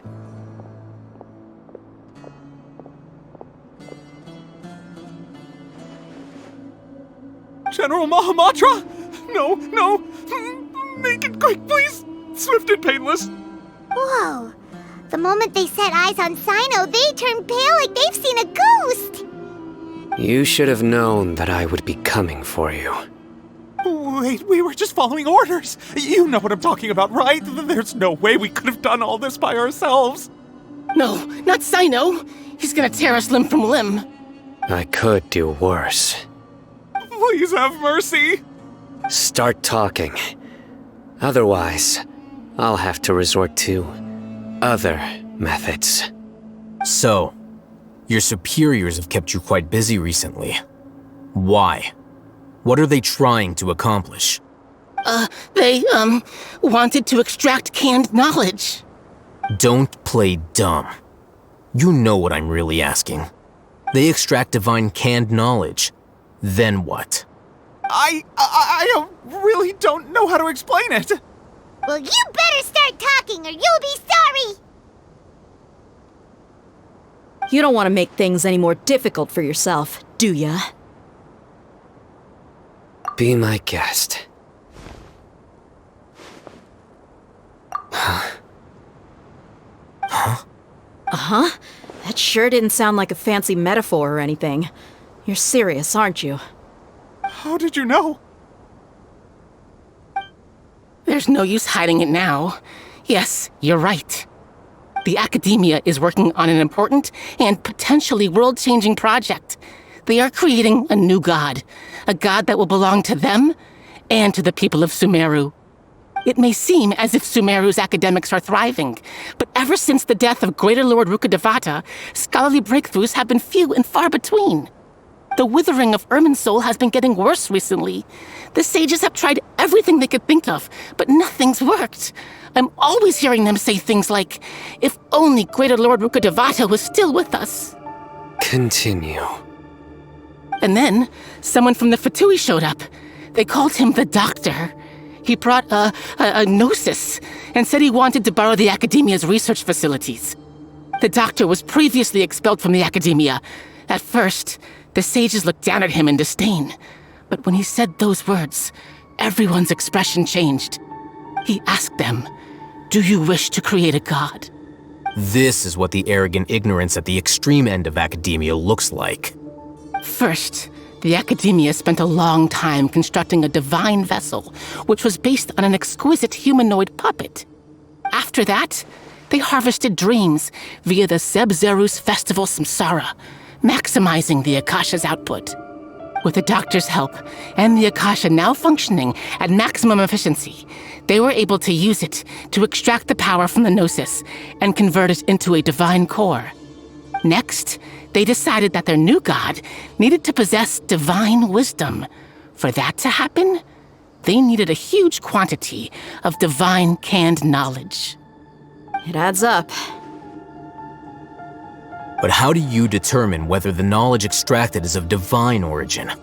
Call it an educated guess? The Academia has been trying to figure out the exact source of the scholar's madness for centuries, but to no avail.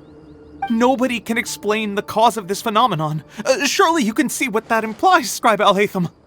If it's knowledge no mortal can comprehend, then it must be something only gods are able to decipher. In other words, it's the source of the God of Wisdom's omniscience and omnipotence. You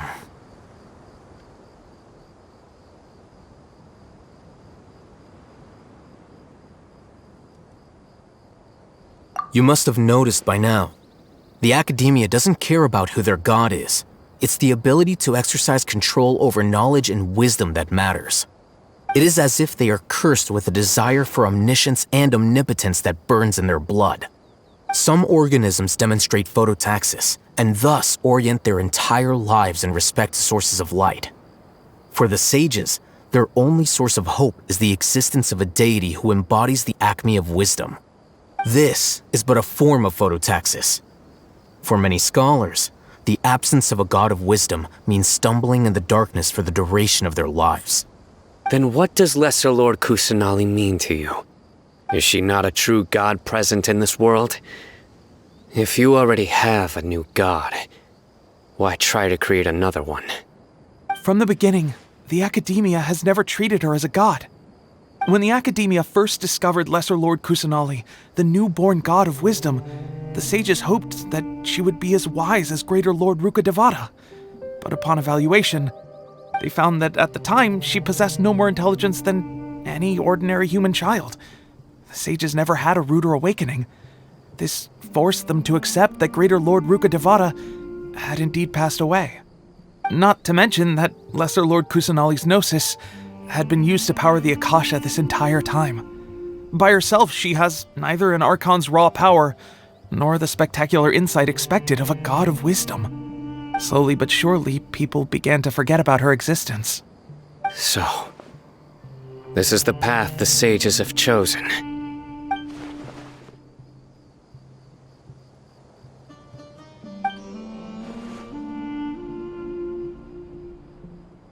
All right, let's try to keep our cool. If everyone's in a bad mood, then let's change up our scenery. Raman, give me a few men to help us escort the village keepers back to the village. And these two scholars, they're coming too.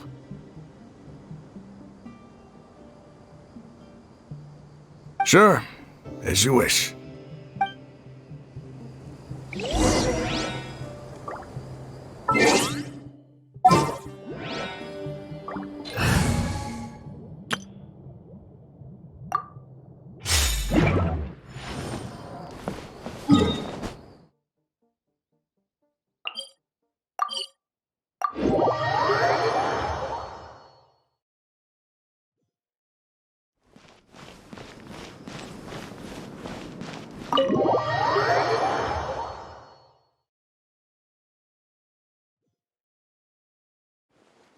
The village keepers you found have all been returned to their homes, and each one has a dedicated caregiver to look after them. The two new scholars are being kept under close supervision, too. Really great work, everyone. The atmosphere is so heavy.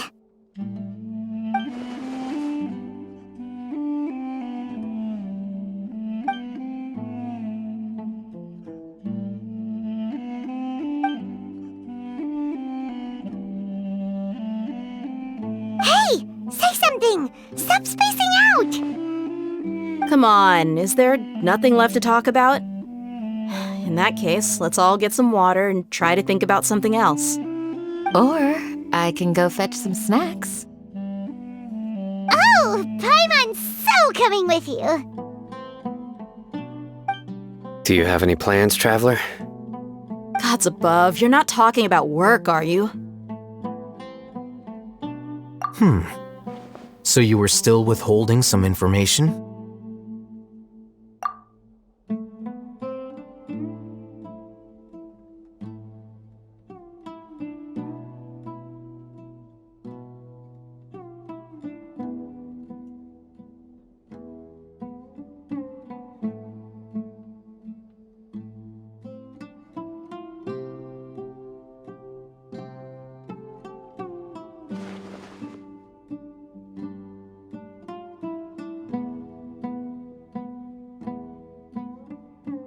Even though we lived through all of this firsthand, it still feels super surreal to hear you talk about it again.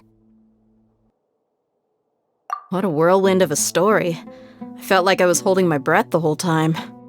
It seems like there will be more issues to face in the days ahead than I had anticipated. Still, now's a good time to make our next move. Now that Ramon's joined us, we'll be an even stronger team. It's time to make a plan. Indeed. These events are a flagrant transgression of the rules in every sense. We cannot allow it to continue.